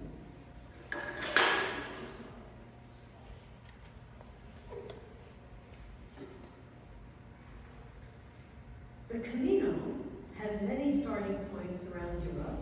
It all ends in one little town in Spain called Santiago de Compostela. But for me, my Camino started at that gate.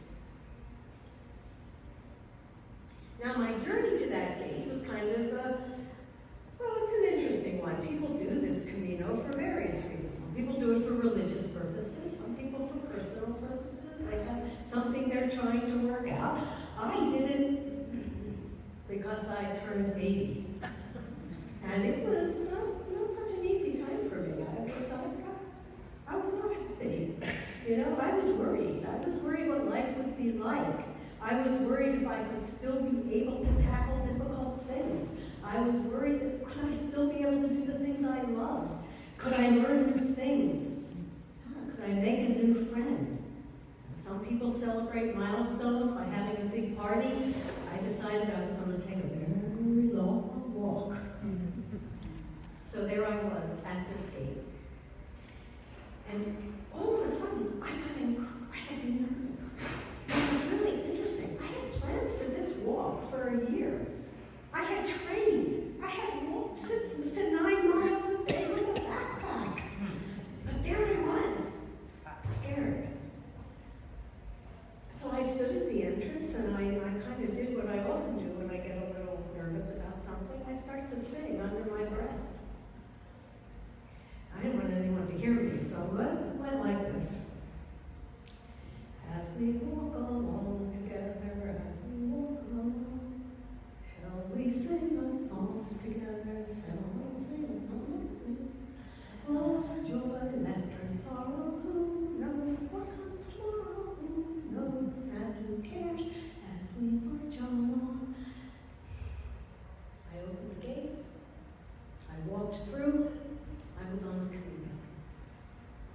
I wasn't alone. I was with a small group of people.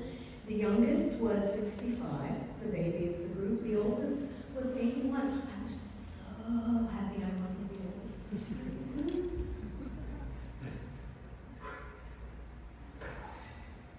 Now, you know, when you're with a group of strangers and you're tackling something difficult, it's an interesting thing to see how the group bonds. Now, all of a sudden, this group of strangers became like really best friends and talked about anything you can imagine, really personal things, because we had one rule: no politics. And that was really interesting to me. No politics? Are you kidding? I've been talking politics all my life.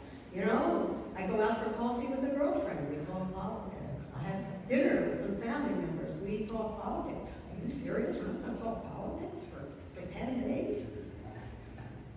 But we didn't. Well, we kind of did. But you know, that was like at night over a glass of wine, you know. But basically we didn't. We respected the rule of no politics. It was so free. It was so liberating. And instead of talking politics, we started talking about things that really were important to us, that meant something to us, that why we were actually doing this walk. Now, when you do the walk, there are some protocols you have to respect. One is you wear a clamshell. You wear it on your body. Most people hang it from their backpack. But you do this to signify that you're on the pilgrimage, so other pilgrims will be able to recognize you. The other thing you do, you have a passport. It's called the Pilgrim's Passport, and you take it with you everywhere you go, because as you're walking on the Camino, maybe you stop and get a cup of coffee, you get a stamp. Maybe you stop for lunch, you get a stamp. You go to where you're spending the night, you get a stamp. And it's your evidence that you've actually done the walk. So you have to have your passport. And most importantly, in a way, you have to greet other pilgrims. So if you see somebody coming to you, towards you, who has a shell, you greet them. You greet them. You say, "Bueno camino." Good walk. And so we walked. We walked up hills, we walked in valleys, we walked through creeks, we walked through towns, we walked through villages. I learned how to make cheese. We walked on cobblestones, we walked on gravel, any kind of terrain that you can imagine. We walked. We ate a lot of really good food. We laughed a lot, and we drank a lot of really good wine. And as we were getting to the end of our walk, we make our way up to a hill called the Hill of Joy.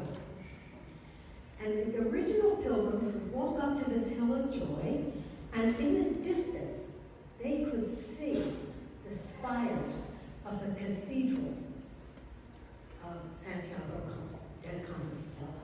And they knew that their journey was coming to an end. And the tradition is that on the way, you pick up a stone. And when you get to the Hill of Joy, you put your stone down on the pile of all these other stones that have been accumulating there for many years from many pilgrims. I had my stone because your stone represents what you wish for the world. I got my stone, and I looked down at that pile of other stones, and my mind went empty. I could not think of what I wanted to wish for. I mean, really, let's think about it. There's like a gazillion things we can wish for these days, right? I couldn't think of a thing. My mind absolutely just went blank. I stood there for a few minutes. I could feel my eyes filling up. I put my stone down and I whispered, I was here. I was here. And in that moment, I I understood kind of why I was here. And what had really gotten me to this point. I wanted to be free from fear. Fear of the future. Fear of the unknown. Fear of being old. Fear of dying. I wanted to regain some optimism and feel positive again. So there I was, on the Hill of Joy, looking at the spires of the cathedral, and I started to sing. And this time, I didn't care if anybody heard me. And maybe you'll help me and sing along with me. You gotta take one step in front of the other and lead with love. Take one step in front of the other and lead with love. You gotta take one step in front of the other and lead with love.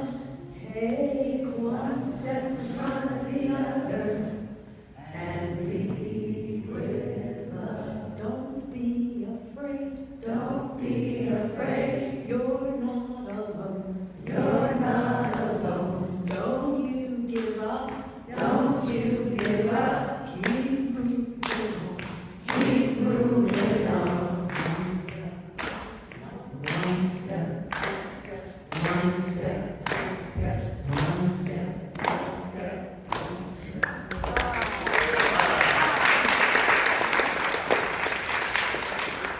One step. Bueno camino.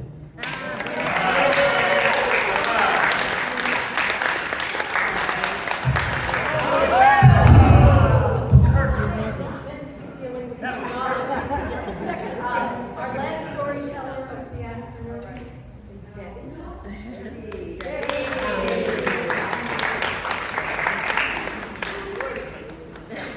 Long day. Yeah. Long day. Well, girl, you did this tight. What do you say? Well, can you hear me all right? I'm pretty loud. It doesn't really matter. Blackbird singing in the dead of night. Take these broken wings and learn to fly. All your life, you have waited for this moment to arise. Blackbird singing in the dead of night. Take these sunken eyes and learn to see. All your life, you have waited for this moment to be free. Blackbird fly. Blackbird fly into the light of a dark black night. You know, my mama taught me a lot of things. She taught me a lot of things when I was a child, and you know, as mothers often do with their children. And then she taught me a lot of things that come into play now that I'm in my late 70s. Things like how to live well on very little.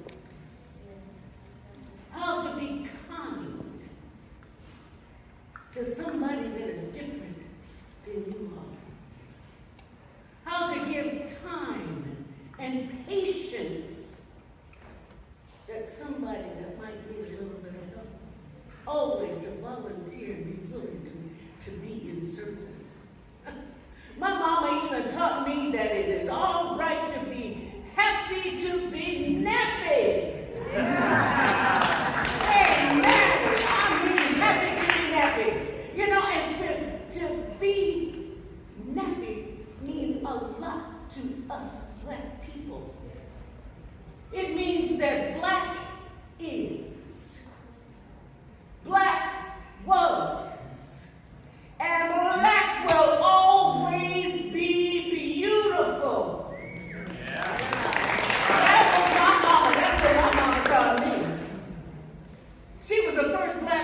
in my little neighborhood of Phoenix, Arizona, to wear an afro.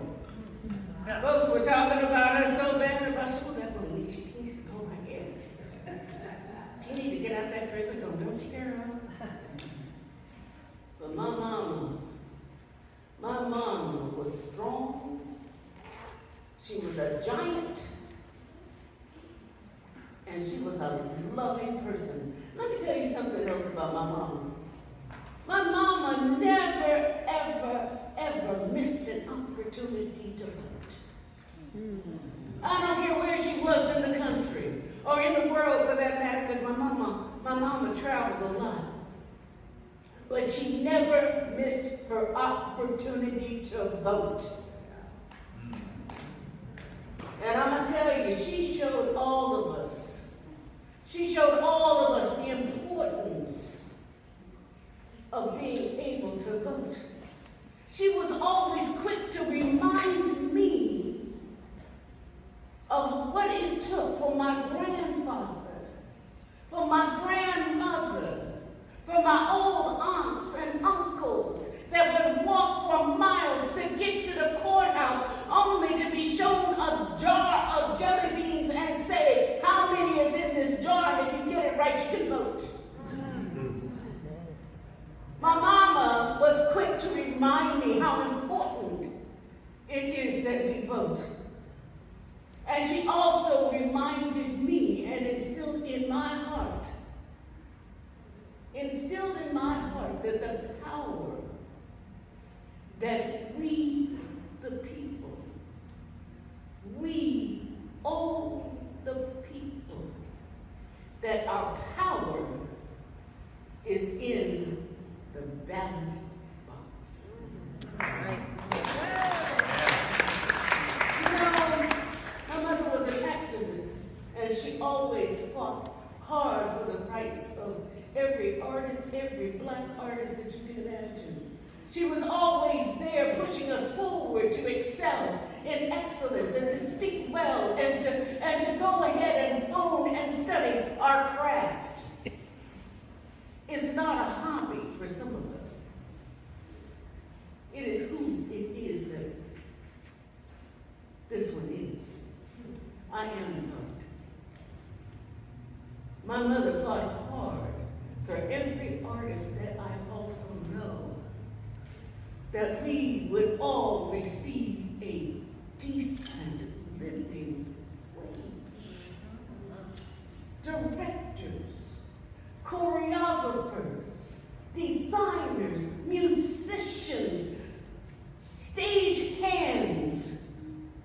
Somebody was going to take that box and move it from stage left to stage right. They need to be paid what they are worth, and they work very hard.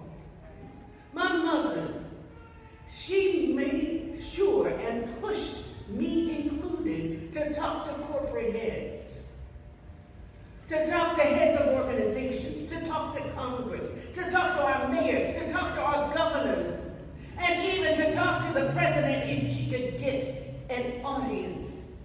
She made sure that me included are on the congressional record to show that we are here because the arts are important for our schools, they're important on our playgrounds, and they must exist. And we fought hard for the National Endowment for the Arts, which is how so many actors and actresses can claim that's how they got their start, is through funding for the National Endowment for the Arts.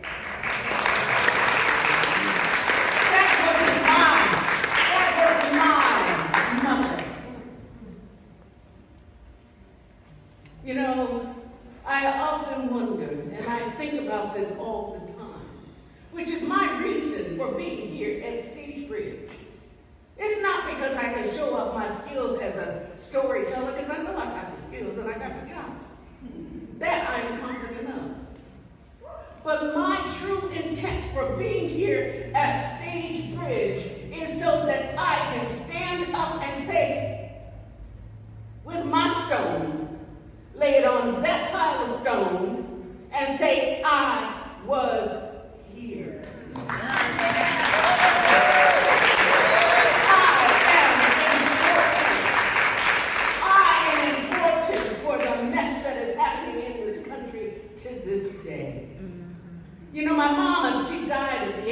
93, and I took care of her for those last months that she was alive, and it was the hardest thing that I'd ever done in my life.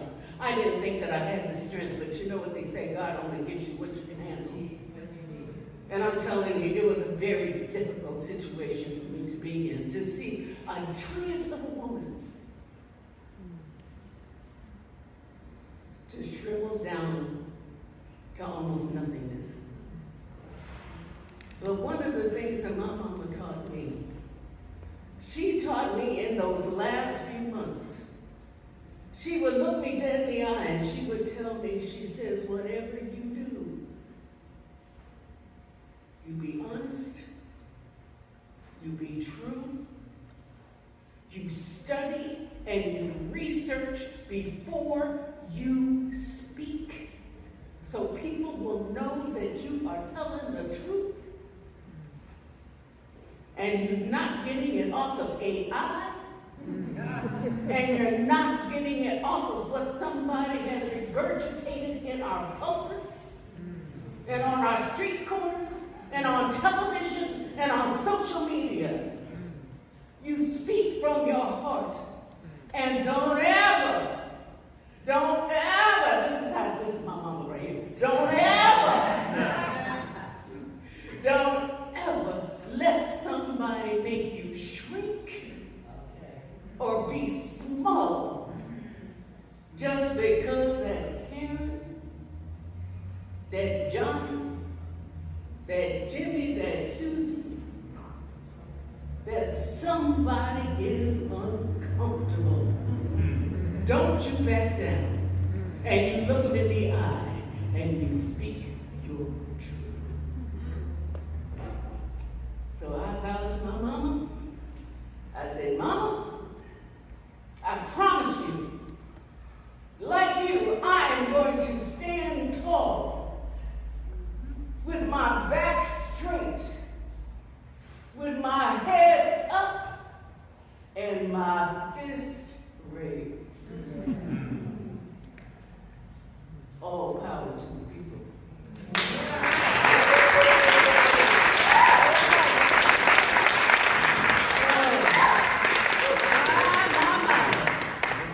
With that said, I'm not going to keep y'all very long because I was going to finish off that song and sing it tomorrow, but I'm not going to.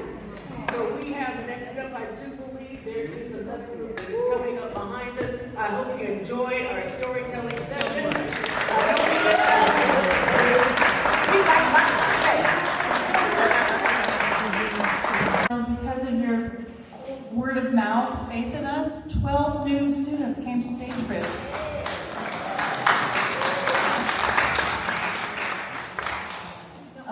Came from marketing and outreach, and 4, I don't really know, this is a confusing stat. It says other.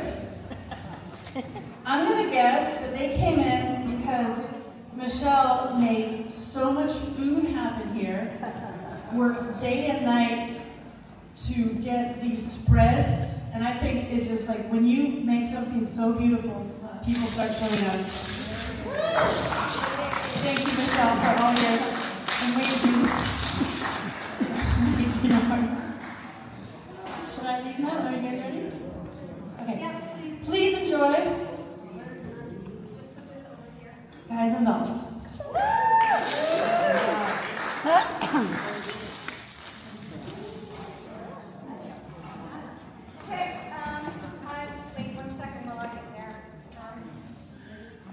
I'm going to sit right here, okay?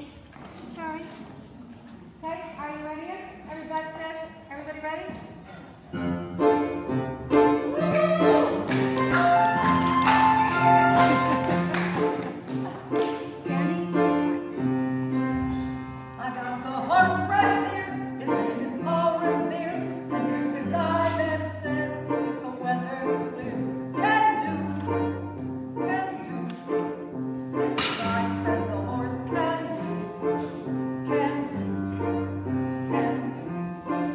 I'm looking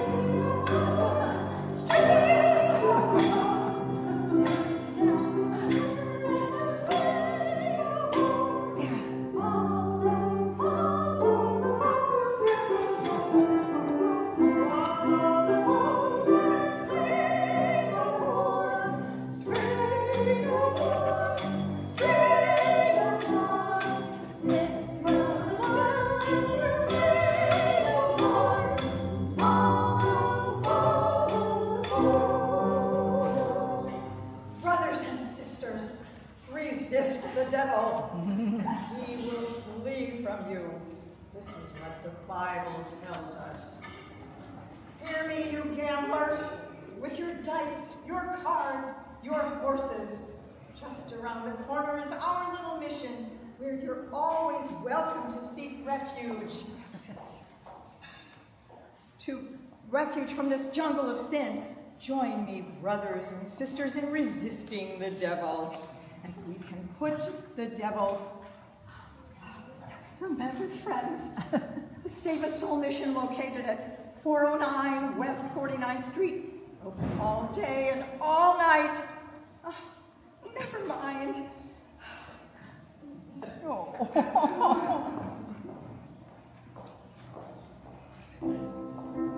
Come on. Nicely. Points are up. I wonder why such a fine doll like her is mixed up in the mission dog. Too bad that such a doll wastes all her time being good. How can she make any money from that? Maybe she owns a piece of the mission. Yeah. Hey, Denise Southwest. Oh, Harry the horse, how are you? You know nicely, Johnson. Yeah, how was it? Nicely, thank you. Tell me, what about Nathan Detroit? You got a place for the game yet? Still looking for a place. Oh, the heat is on. Everybody's looking for action. I wish Nathan finds. I wish he finds. What? Lieutenant Brannigan? Mr. Southstreet, this is Lieutenant Brannigan of the New York Police Department. A pleasure. So, either of you gentlemen know where Nathan Detroit is? Which Nathan Detroit is that? The Nathan Detroit who is running the floating crab games here. Well, you can tell him from me that I know that right now he is running around trying to find a spot. You are on the wrong side of the stage, Nathan. Nathan, go to the other side of the stage. You're on the wrong side of the stage. Hey, did you get us a place for the game? Hi, Nathan. Well, what can I do? I'm broke. I couldn't even buy Adelaide a present today. And you know what today is? It's mine and Adelaide's 14th anniversary. We've been engaged 14 years. Nathan, concentrate on the game. The town's up to here with high players. The Greeks in town. Brandy bottle Vegas. Scranton Slim. No, I could make a fortune. But where can I have the game? The Biltmore Garage wants a grand. But we ain't got a grand on hand. And they now have a lock on the door of the gym that public high school 84. There's the stockroom behind the Fluffy's bar. And things being what they are, the back of the police station is out. So the Biltmore Garage is the spot. But the $1,000 We ain't got.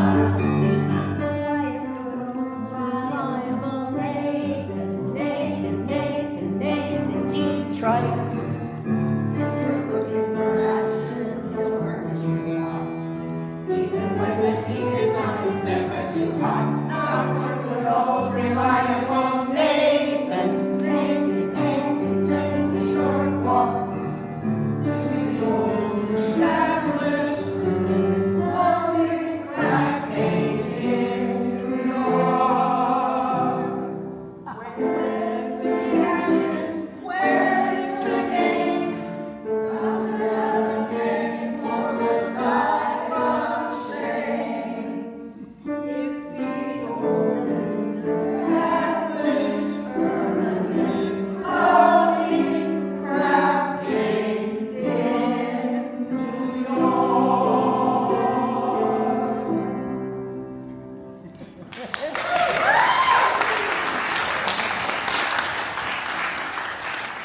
You can borrow the money from Sky. Not Sky. With him, that kind of money ain't lending money, it's betting money.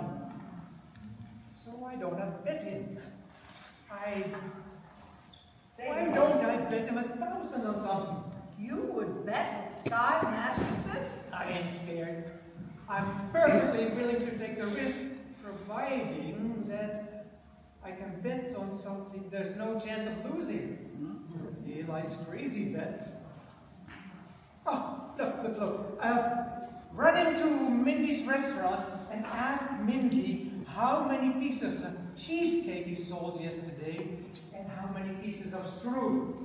How much cheesecake? How much strudel? What do you want to know for? Just find out. Now beat it. Here comes Adelaide. If she hears I'm running a crap game, she'll never set foot on me again. Hi, Nathan, dear. Adelaide, kitchen.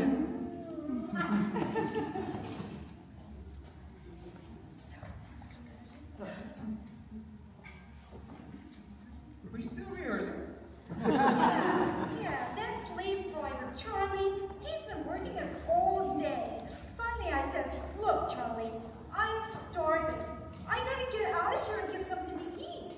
And he says, you don't want to eat? You just want to sneak out and meet that bum, Nathan Detroit. So what did you say to him? I told him, I says, I'll meet whoever I want. Nathan, happy birthday, happy anniversary. A present? For me? For you? I hope you like it. A belt. Read the card.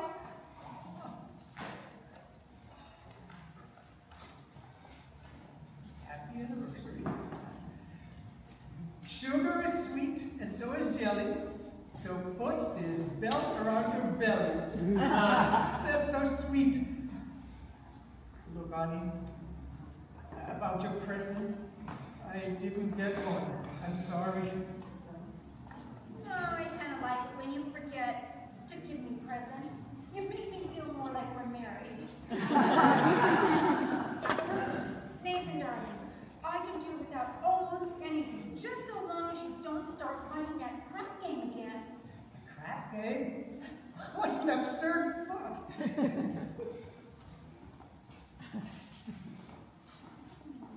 Yesterday, Mindy sold 1,200 cheesecake and 1,500 strudel. More strudel than cheesecake? That's great. Nathan, what is this? Nothing, honey. Look, Adelaide, I'm expecting a fellow, and I know you're hungry. Because are you trying to get rid of me? No, not at all. I just don't want your sandwich to get soggy. Nathan, you old promoter, you. Hi. Going to be in town long? Flying to Havana tomorrow. Havana? Yes, there's a lot of action down there. You want to come with me? No, I've got things to do. Tell me, you hungry? Maybe you could go out to Mindy's and have a piece of cheesecake or strudel or something. No, I think I'll go get the late results. But you will admit that Mindy is the greatest cheesecake in the country. Yes, I'm quite partial to Mindy's cheesecake. Who ain't? And yet, there are some people who like Mindy's strudel. I wonder how much she sells more, the cheesecake or the strudel? Well, I've never given it much thought. But if everybody's like I am, I say Mindy sells much more cheesecake than strudel. For how much? Huh? I will bet you $1,000 that yesterday Mindy sold more strudel than cheesecake.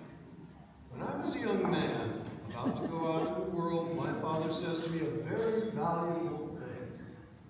Son, the old father says, one of these days in your travels, a guy is going to come to you with a brand new deck of cards and offer to bet you that he can make the jack of spades jump out of the deck and squirt cider in your ear.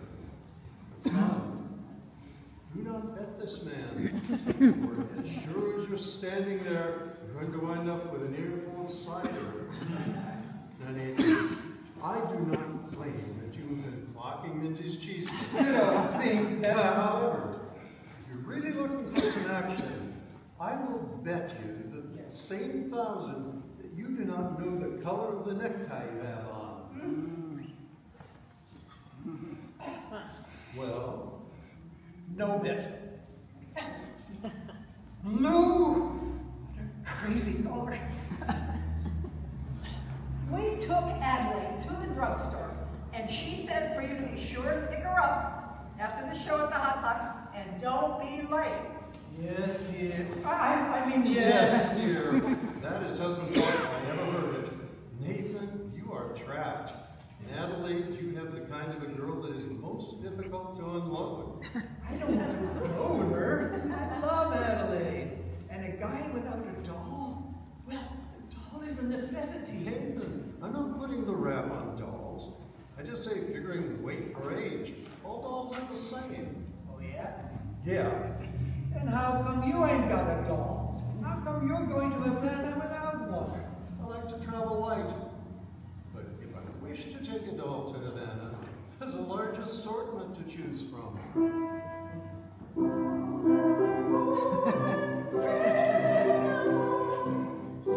Anything else real class high-class dolls? Any doll. Any neighbor. Any doll. And Eileen. Will you bet on that? I will bet you $1,000 that if I name a doll, you will take her to Havana or... You got a bet. I take her. Her. Cider.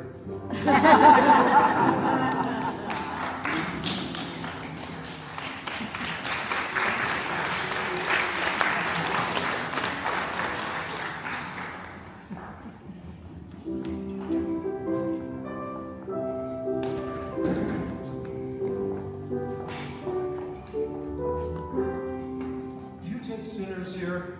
Indeed we do. I've been wandering around trying to get up the courage to come in here. Here are 2 pamphlets. A good deal of comfort. Thank you. And we're having a midnight prayer meeting on Thursday, which I'm sure you'll wish to attend. Allow me to introduce myself. Sky Masterson. Here's another pamphlet I think you should read. I'll be speaking at the Thursday prayer meeting. I need private lessons. Why don't we have dinner or something? I think not. Tell me, Mr. Masterson, why are you here? I told you, I'm a sinner. You're lying. Well, lying's a sin. I'm a big sinner. If you get me, it's 8 to 5, the others will follow. I'll make you a proposition. What is this big meeting of yours Thursday? I will guarantee to fill that meeting with 12 genuine sinners. And what's my end of the bargain? Come out to dinner with me. Why do you want to have dinner with me? I'm hungry. Here. What's this? Sky Masterson's marker for 12 sinners. If you don't think it's good, ask anybody in town. I owe you 12 sinners. I'll pick you up tomorrow at noon with dinner. At noon? It'll take us some time to get there. To get where? Don't cut it Cubana in Havana. Havana? Where else do you want to eat? Howard Johnson's? The plane will get us there in 5 hours and back the same night. Food's great. Please go away. Somewhere in this world, there must be a guy who might appeal to the sergeant. I wonder what this guy will be like. You will not be a gambler. I'm not interested in what he will not be. I'm interested in what he will be.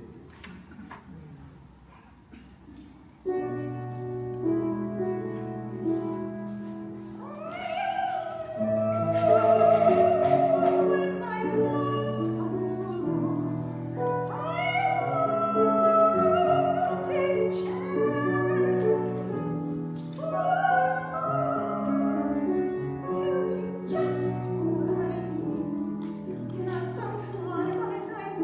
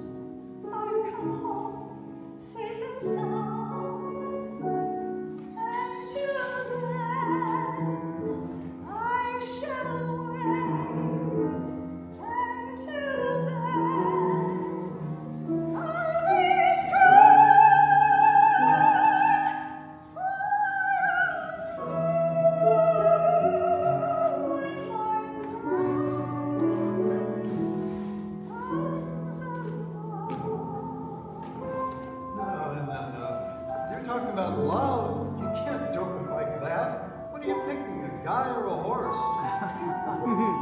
I wouldn't expect a gambler to understand. Would you like to hear how a gambler feels about the big heartthrob? No. Well, I'll tell you. I'll know when my love comes along. I'll know in my heart. I'll know, and I won't ever ask, am I right? Am I wise? Am I smart? But I'll stop and I'll stare at that face in my throne. Yes, I'll know when my love comes along.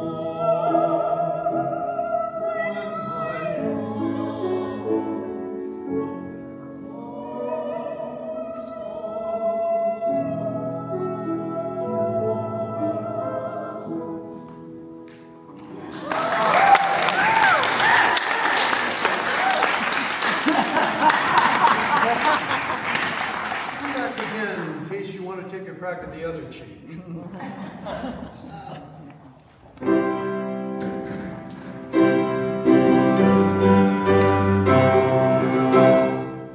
Ladies and gentlemen, boys and girls, ladies and gentlemen, we have our world-shaking tour today, and we got Miss Adelaide and the Farmette Rockettes.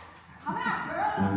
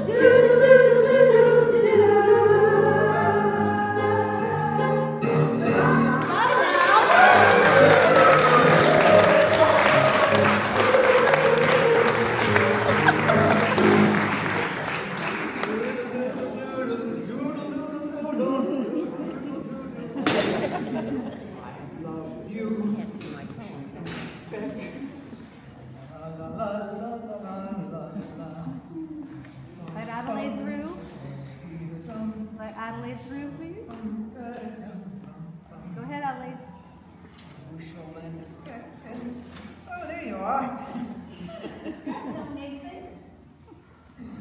Look my face. Can I see you? Yeah. Nathan. What you got there? Oh, I got a book. A book? Yes, a book. You're always reading books. You're becoming a regular bookie. Oh, Nathan, darling, this is very, very interesting. The doctor gave it to me. I went to him about my cold. How is your cold? It's the same. So the doctor asked me how long I'd had it, and I told him a long time. So he said to read this book, because he said it might be due to psychology. You haven't got that, have you? Nathan, this is psychology that tells you why girls do certain things. Whew. What do you think I got in this box? Huh. wedding show. I can't guess. It's a wedding veil. I've had it for 3 years, Nathan. I won't show it to you because it's bad luck. Would you like to see it? It's bad luck. So you see, Nathan, darling, I got the veil. All we need now is our license and our blood test. Our what? Blood test. It's a law. What the city? First they closed my crap game, and then they opened my veins? Nathan, you're not planning on another crap game. Adelaide, how can you think such a thing? Why do you think I gave up the crack game? It's because I love you, and I want us to be the happiest married couple there is in the world. You. I'm all dated up tomorrow with Society Max, and he breaks it on account of your dopey crack game. Honest, Adelaide, I pity you.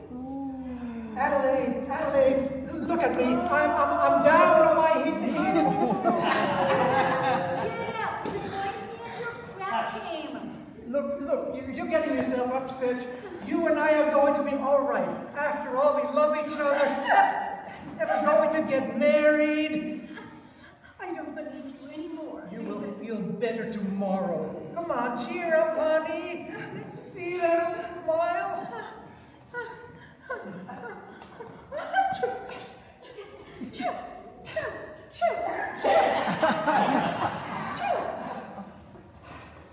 That's my girl.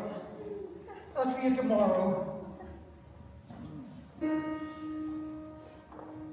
It says here, average unmarried female, basically insecure, due to some long frustration, may react with psychosomatic symptoms, difficult to endure, affecting the upper respiratory tract. In other words, just from waiting around for that plain little band of gold, a person can develop a cold. It says here, the female remaining single, just in the legal sense, shows a neurotic tendency. See, no. Chronic organic syndromes, toxic or hypertense, involving the eye, the ear, the nose, and throat. In other words, just not worrying whether the wedding is on or off, a person can develop a cough when they get on that train to Niagara, and she can hear church bells chime, that the apartment is air-conditioned, and the rooms nice. Then we get off at Saratoga for the 14th time. A person can develop la grippe,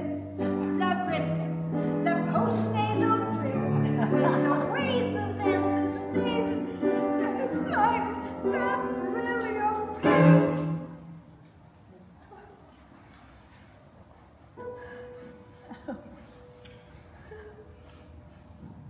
From the lack of community property and the feeling she's getting too old, a person can develop a bad cold.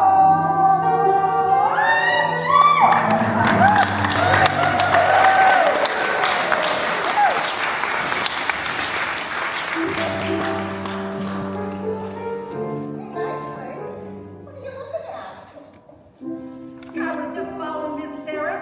You should have seen her.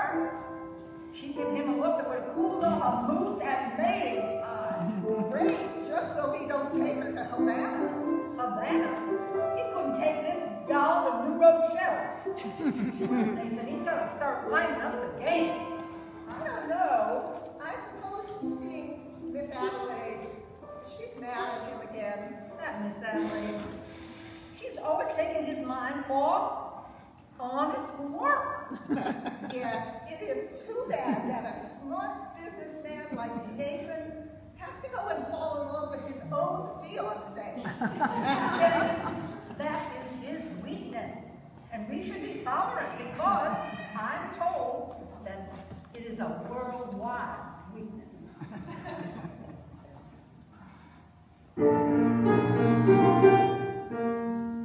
When you see a guy with stars in the sky, you can bet that he's doing it for some doll. When you spot a John waiting out in the rain, chances are he's insane, as only a John can be for a Jane. When you meet a gent paying all kinds of rent for a flat that could flatten the Taj Mahal. Call it sad, call it funny, but it's better than losing money that the guy's only doing it for some doll. See a sport, and his cash has run short. Make a bet that he's making it with some doll. When a John wears his Who the heck do you think that is kicking it with on Saturday night? When a lazy slob takes a good steady job, and he spells from Vitalis and Parmesan. Call it dumb, call it clever, I'll check it out forever. That the guy's only doing it for some doll. All the guy's only doing it for some doll.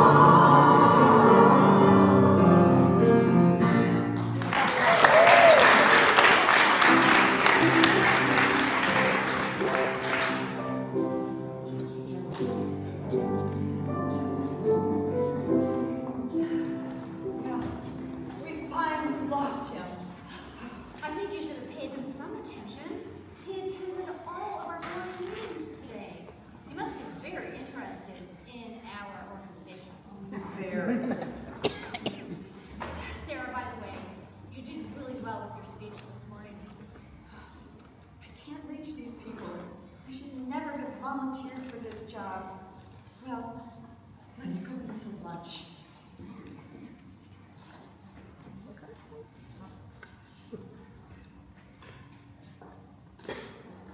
General Cartwright. Good morning, Sarah. Good morning, Arvide. Good morning, General. We didn't know you were coming to town, General. Sarah, there's something I've got to talk to you about. Won't you come inside and have some lunch? No. I don't have time for that. I have several other calls to make, Sarah. We have decided at headquarters to close this mission. Close the mission? General, please, someone can do good here, even if I can't. Besides, we've announced a big meeting for tomorrow night. Yeah, but will anyone be here? Pardon me, I couldn't help overhearing. General, my name is Sky Masterson, performer sinner. How do you do? How do you do? I wish to protest the closing of this mission. I believe Miss Sarah can be a big success here. I'm glad to hear you say that, but I'm not certain. Doll got you jammed. What? General, might I make a suggestion? Why don't you come to the meeting tomorrow and find out for yourself?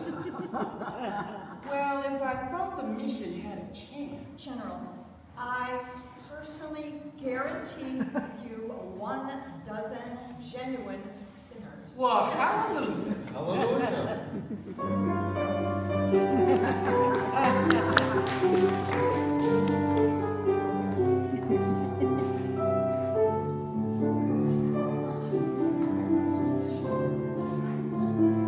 You all left your carnations?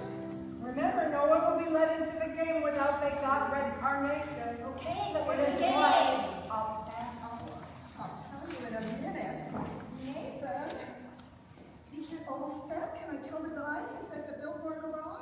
yet. I gotta stall him for a while. Joey wants his dough first. It's 11 o'clock, they won't stick around much longer. So sue me. Detroit, if you do not have no place for the game, tell us, and we will seek elsewhere for our entertainment. Now take it easy, Harry. I'm likely to meet Big Julie. I came here from Chicago. I came here to shoot crap. How do you Let's. do? How do you do? No, Nathan. How do you do, Big Willie?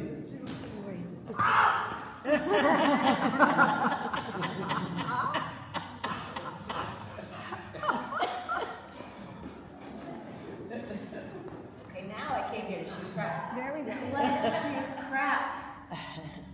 Harry. Big Julie. Nathan, if there's no craft game tonight, I'm sure Big Julie here will be considerably displeased. And Big Julie does not like to be displeased. Am I right? Big Julie, believe me when I tell you that when Nathan Detroit,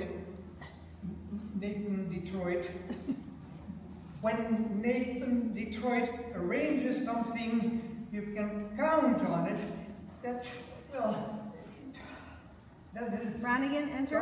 Gonna happen somehow. I mean, Well. We have here. What gathering we have here, gentlemen?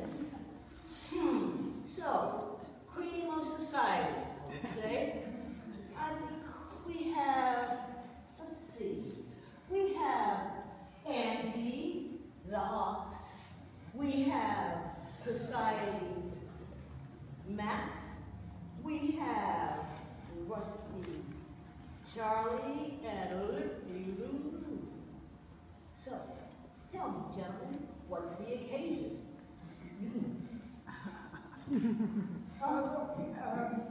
It's a party. What kind of party? Adelaide? Go, officer. Adelaide. What kind Adelaide, of please enter.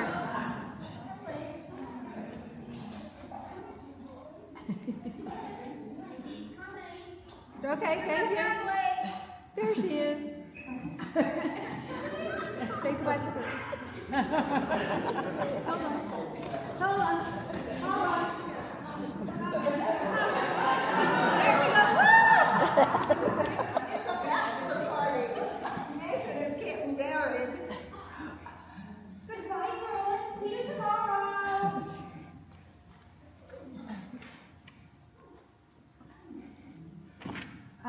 We already talked about the bachelor party, so Adelaide, you just heard that there was a bachelor dinner. What? Harry. Yes, that is correct, Lieutenant. It's a bachelor dinner. Nathan's getting married. For he's a jolly good fellow, for he's a jolly good fellow, for he's a jolly good fellow. Nobody cannot deny. Oh, Nathan Jordan, I'm so thrilled. Why didn't you tell me? It was a surprise. I never dreamed it was a bachelor dinner. I thought it was a... It was a bachelor dinner. Yes, sir. It was a bachelor dinner. Just think, after 14 years, I'm finally going to become Mrs. Nathan Detroit. Time certainly does fly. Brannigan? You could have fooled me, Nathan. Tell me then, Nathan, what Now, could you, when is the happy day? When will it be, Nathan? Well,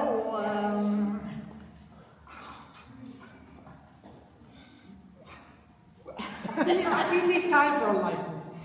You can elope.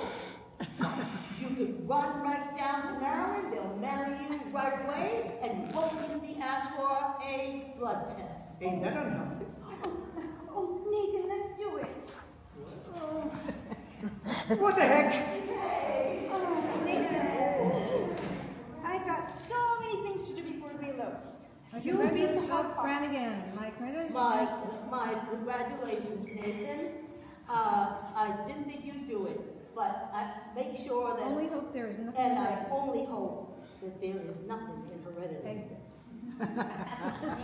I've got so many things to do before we get alone. You'll be at the hot box tomorrow night.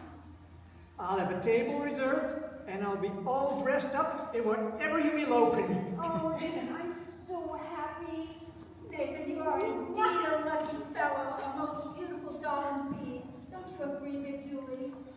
Let's shoot crap. You better find a place. How can I? The money from Sky ain't come yet. Maybe it won't come. Maybe he took the doll to Havana. He couldn't have. How could he?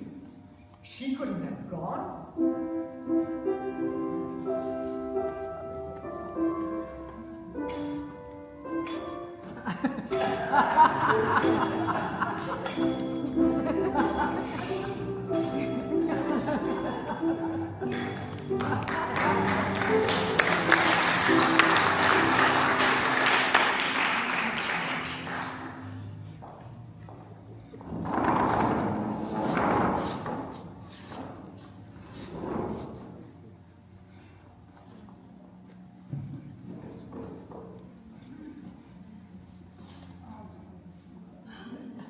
These are delicious.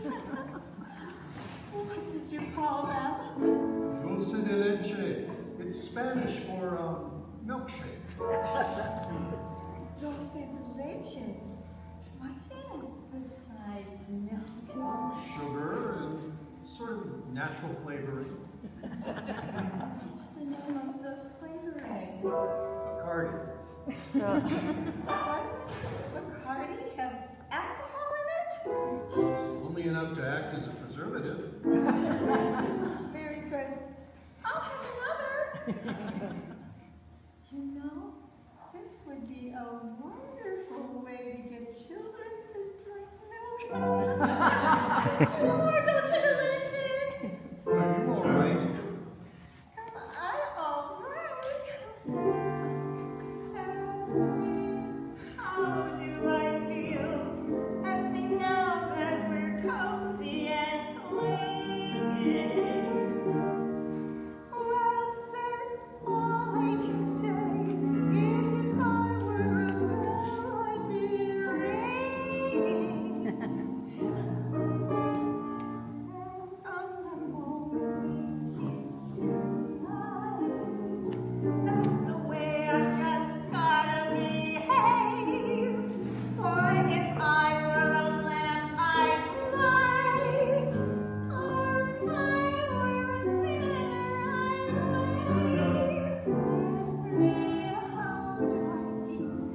Little me with my quiet upbringing.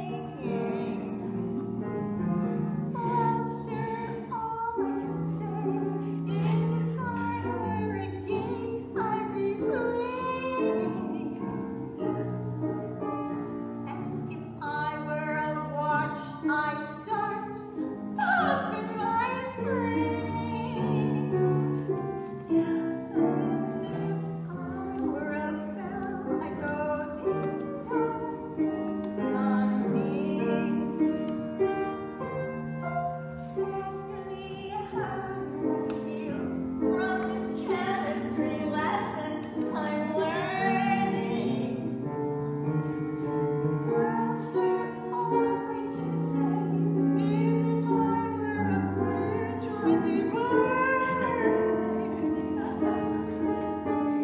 Ask me how to describe this whole beautiful thing.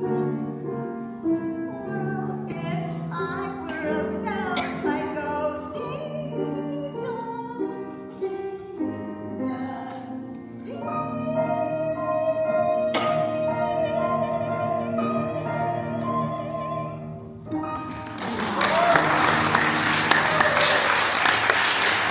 I think we better hurry. We want to catch the plane back to New York. I don't want to go back to New York. Taking you back.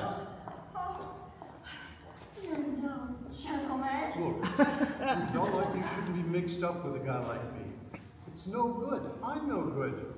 You know why I took you to Havana? I made a bet. That's how we met in the first place. I made a bet. How else would a girl get to meet a gambler? I gotta think of what's best for you. You talk just like a missionary.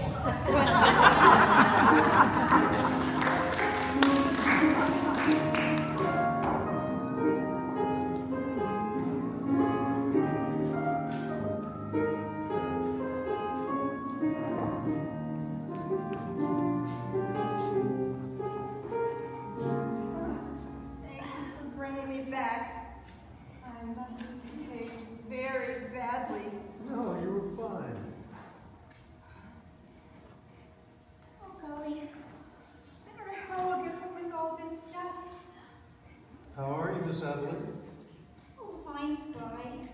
Look, the girls just gave me a kitchen shower. That's wonderful, Adelaide. You know Miss Sarah. How do you do? Glad to meet you, you know. Sky, we're eloping to work tomorrow, right after the hot box. Nathan and I. Good luck. Thank you, Sky.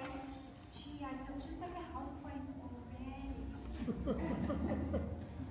Miss Adelaide certainly seems happy. She's in love. Yeah, I guess so. What time is it? I don't know. 4 o'clock?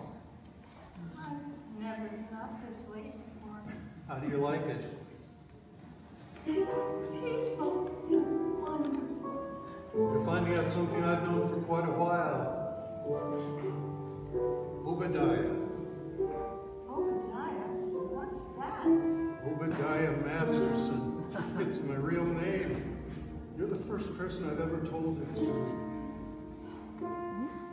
I've never been in love before.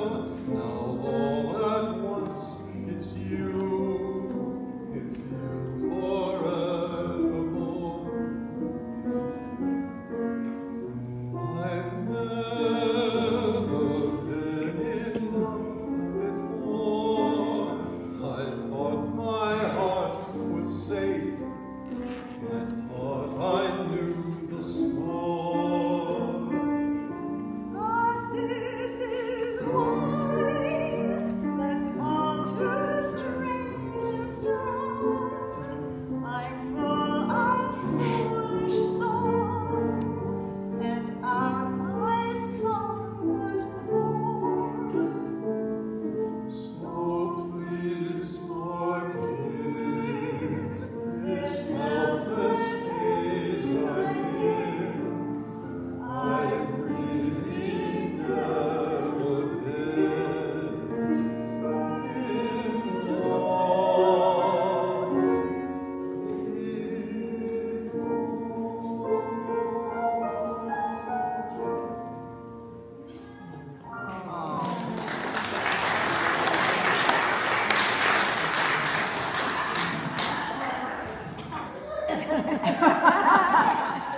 I thought you still be asleep.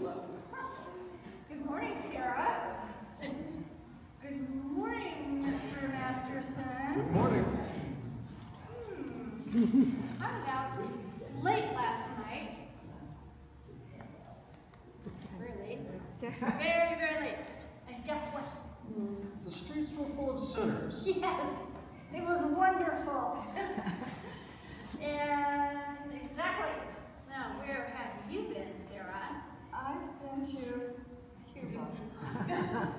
Well, you're even more tired than I am.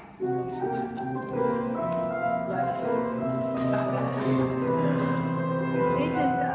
Nathan, go. Nathan. Hey. Hey, what the heck is this? What's going on inside the mission? Nathan, what is it?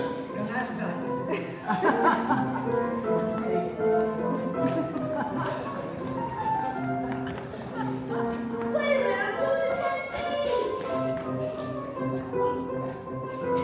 Let Brannigan through. Let Brannigan through. Brannigan. Brannigan. Lieutenant Brannigan. You were on the other side. There we go. Now run over to that side. There we go. Go for it. Look in the mission. There's nobody in the mission. There we go. Thanks. Someone, You got it? got it. All right, there we go. Use someone to tip them off. Miss Sarah, let me tell you, I have done a lot of things in my time, but I have never, this is the first time I've ever seen a floating crash in a mission. Crap game. Sarah, you know I had nothing to do with this, don't you? Sarah? This wouldn't have happened if I never should have gone with you. It was wrong. No, it wasn't. You went to help the mission. Did I? Will I see you tomorrow? Everyone is welcome at the mission. That's not what I mean. It's no good, Sky. You said it yourself. It's no good. Why not? What kind of a doll are you, anyway? I'm a mission doll.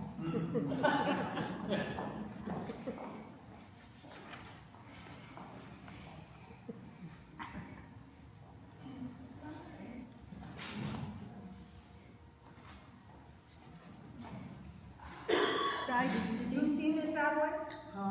I bring a message to her from Nathan. What's the message? It's this way, Nathan's aunt in Pittsburgh was suddenly taken ill with A rare tropical disease. Hey, that's not bad. Nathan, nicely, where is Nathan? The cracking is still going on. Since last night? Big Julie, being a large loser, does not wish the game to terminate. Where is the game? Are you looking for some action? No, I'm leaving town tonight, but I do want to talk to some of the guys. I give a marker to, well, somebody, and I'd kind of like to clean it up before. I'll meet you outside. Oh, what about Nathan's message? Miss Adwood, Nathan is in Pittsburgh with a rare tropical ant. I don't understand. Sky, Nathan has to come here tonight. We're eloping to get married. Is it cracking again? You know Nathan. Why does it surprise you? He promised to change.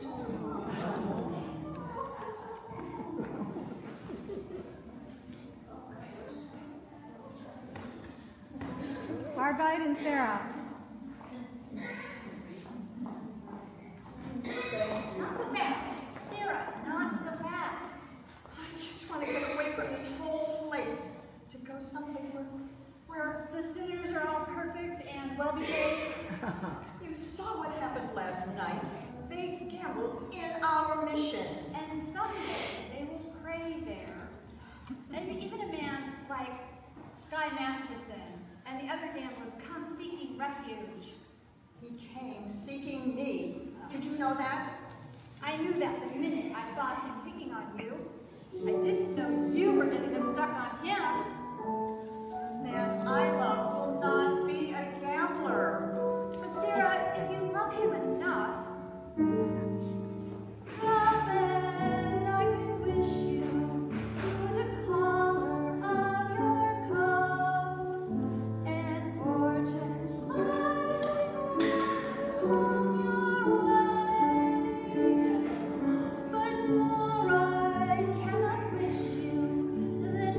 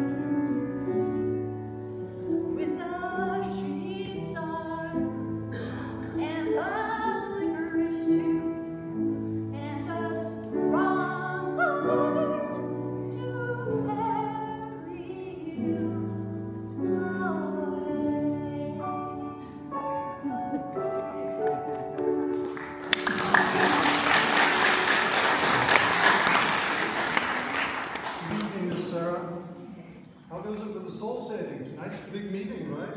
Supposed to be. Mr. Masterson, last night... The general's a tough dog, huh? We've got to hurry. Miss Sarah, I've forgotten something. Being a gambler, you've forgotten something. Being a gambler, I never forget things like this. You hold my marker for 12 sinners tonight.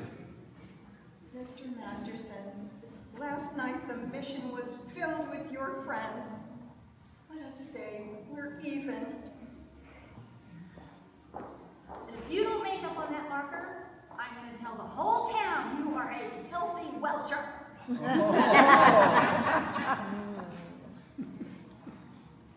Guys, stay on stage. Guys, stay on stage.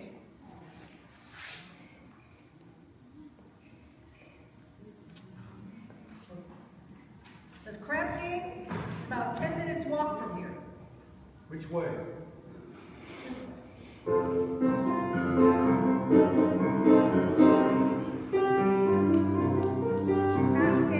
Crap shooters on stage. Everybody in your luck to be a lady, come to positions, please. All crap shooters on stage.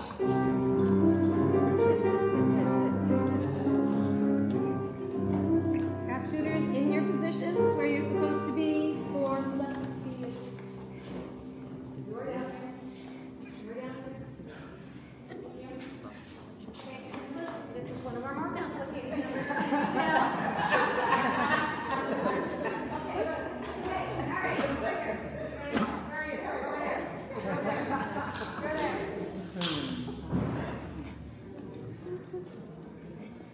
Keep going. Nicely. Good evening. You're on 73. Good evening. Good evening. Who is this guy? Well, first of all, yeah. It's the fellow I was telling you about, one that took the mission dog to Havana. Look, you guys. Tonight in Miss Sarah Brown's mission at 409 West 49th Street, they're holding a midnight prayer meeting. I promised I would deliver them some sinners. When it comes to sinning, most of you guys are high up among the paint cards. I don't want to waste no evening hallelujah joint. I guarantee you the air in the mission smells cleaner than down here. Maybe it would not hurt you guys to learn something else besides the odds of making a 4 in the hard way. Well, I tried. See you around, Nathan. Okay, Sky, about that Havana business, I regret I temporarily do not have that 1,000 for you. You don't have to pay me. You won. But I thought you took Miss Sarah to Havana.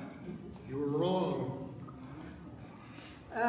Big Julie, I now got the dough to roll you again, but with my dice. There's nothing doing with your dice. He cannot make a pass to save his soul.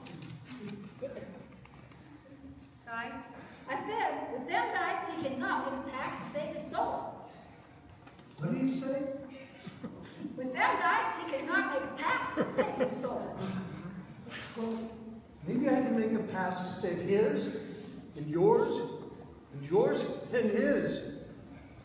I will bet each of you $1,000 against your souls. 1,000 cash against a marker for your souls. If I win, you guys will all show up at the mission tonight, okay? One meeting. Okay by me. You too, Nathan. $1,000 against your soul. Me? I don't even know if I got one. You got one someplace. Give me the dice. Put those lovely scripts down. Thank you. Great. We can continue now.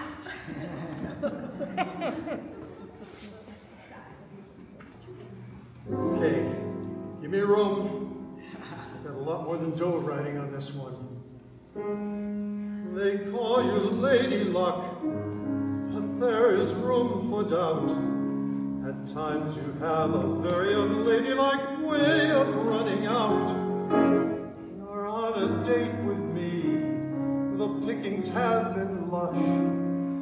yet before the evening is over, you might give me the brush. You might forget your manners, you might refuse to stay, and so the best thing I can do is pray.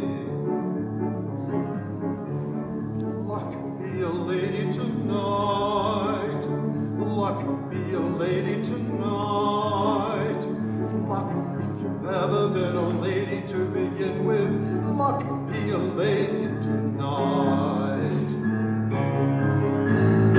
Luck let a gentleman see how nice a dame you can be. I know the way you've treated other guys you've been with. Luck be a lady with me. A lady wouldn't flirt with strangers. She'd have a heart. She'd have a soul.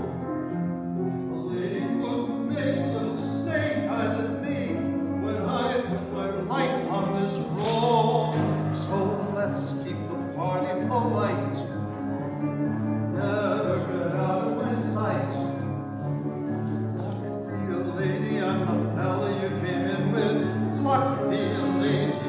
Luck be a lady. Luck be a lady. Luck be a lady. Luck be a lady.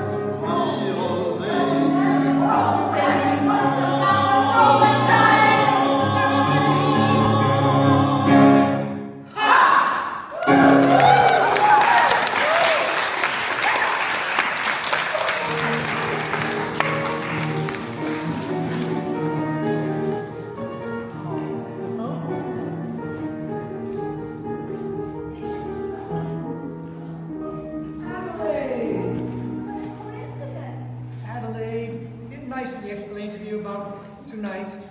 I hope you ain't sore about it. Look, Nathan, darling. We can still make everything all right. Look, it's not even midnight yet. It's 5 minutes to 12.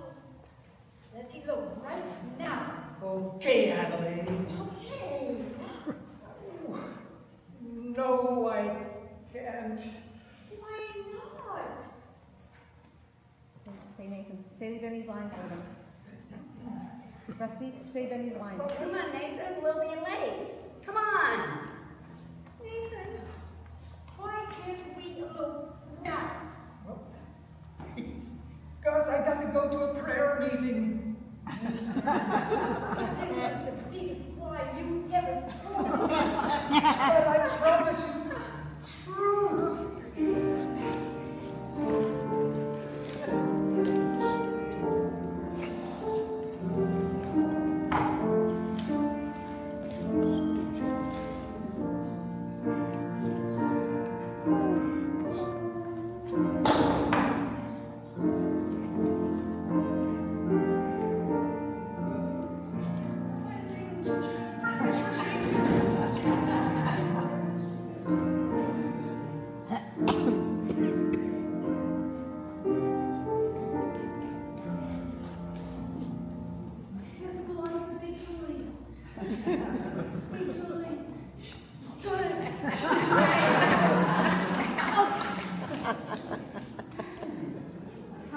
It's now several minutes past midnight. Is anyone coming? Sergeant Sarah, something is very wrong. General, I know what's wrong. I'm wrong. I've failed. I've spoken to these people day after day, but my words haven't reached them. I think you'd better. Go, Rusty. Go. I don't know. Hey, guys, come in. Gamblers, come in. Gamblers, you're supposed to be coming in. Come in. Arvide, you're supposed to already be here. Arvide. I know. Keep going. Welcome. Everybody's here. Where's Nathan Detroit? Preston. Miss Sarah, here you are. 1 dozen or more assorted sinners. Sorry we didn't have time to clean them up. Won't you gentlemen sit down? Sit down! Oh, this is a mission, not Roseland, so I suggest that you do not indulge in any unpleasantness. Since I'm required to depart for points west tonight, I'm appointing Nathan Detroit major domo in my place. We are honored tonight. The meeting will be conducted by the leader of our organization, General Cartwright.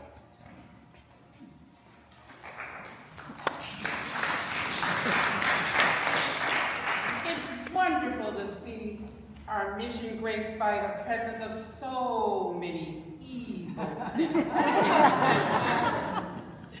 Now, who would like to start the ball rolling by giving testimony?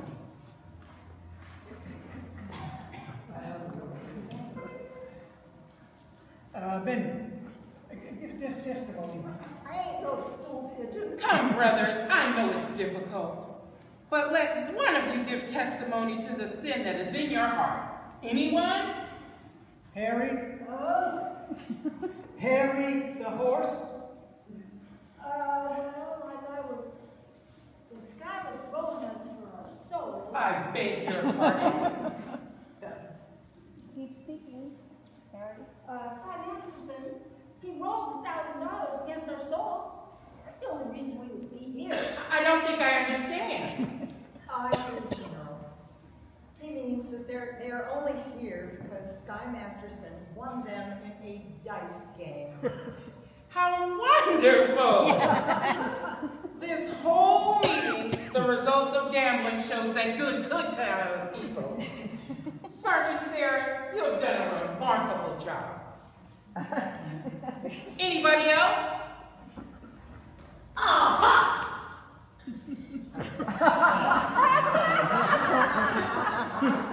We will now hear testimony from Brother Johnson.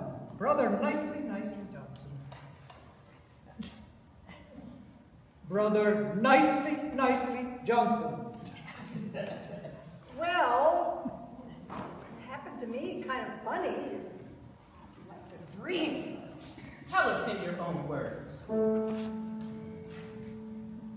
I dreamed last night I got on the boat to heaven.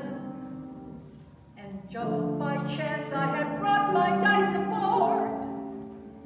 And as I sang, and I hollered, give me the words. Hollered, save me. Hollered, someone save me.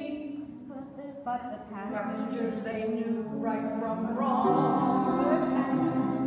And the people all said, sit down, you're rocking the boat. And the people all said, sit down, you're rocking the boat. For the devil will drag you under by the sharp lapel of your checkered coat. Sit down, you're rocking the boat.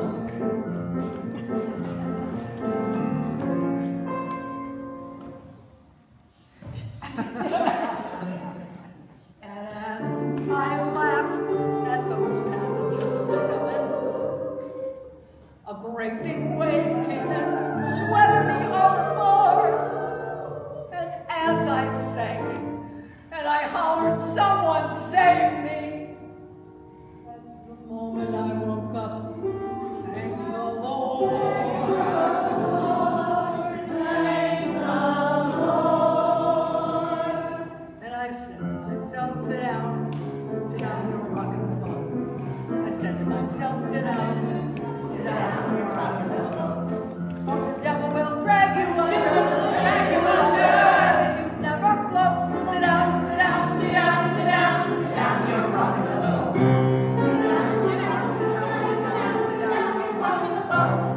Sit down, you're rocking the boat. Sit down, you're rocking the boat. Sit down, you're rocking the boat.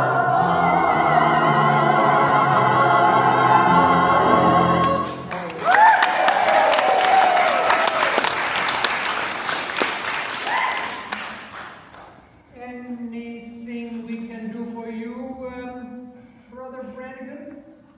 Maybe you would care to testify? I'm doing my testifying in court. And I'm going to testify that you had a floating crack game here in the division. Miss Sarah, you were standing there when they all came out. Did you see them? Are these the fellows?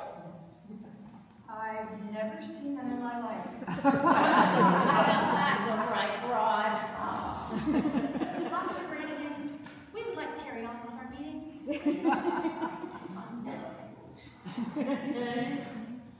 Thank you, Miss Sarah.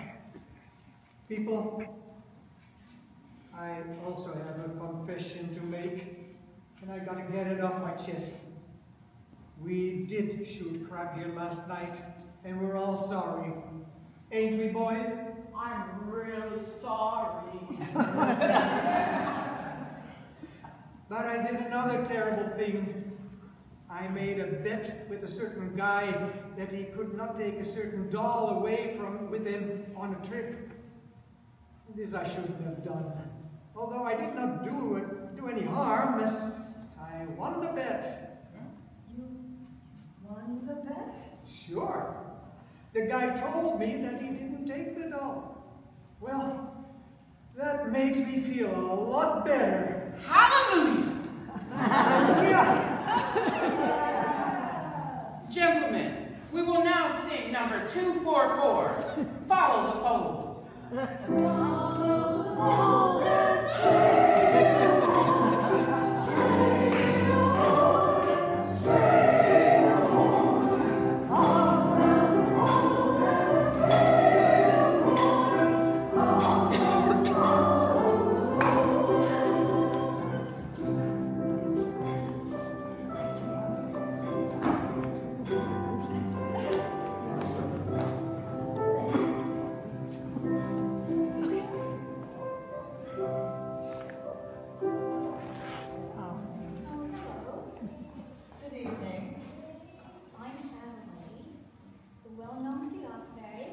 Yes.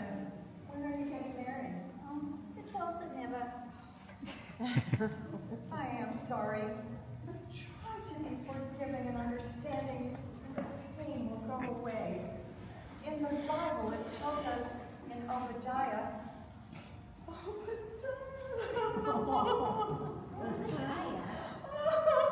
You got a boyfriend named Obadiah was an ancient prophet. Nobody cries like that over an old guy. Whatever it is, you got it bad. You know, when I saw he was Squire-Master Son the other night. Oh no, not Sky. You're not in love with Sky. Oh, you poor thing. I hated him. I thought I hated him, and I still think I hate him. That's love. Natalie, can't men like Sky ever change? For 14 years, I've tried to change Nathan. I've always thought how wonderful he would be if he was different. I just can't change. A little while ago at our prayer meeting, there were a lot of gamblers who acted as though maybe they could change. Gamblers at your prayer meeting? Was Nathan Detroit there? I'm sure I heard that name. I think so. How do you like that rat? Just when he should have been lying, he's telling the truth. I'm glad I'm through with him. And you ought to be glad you're through with Squire too. Oh, I am. What are we? Crazy or something?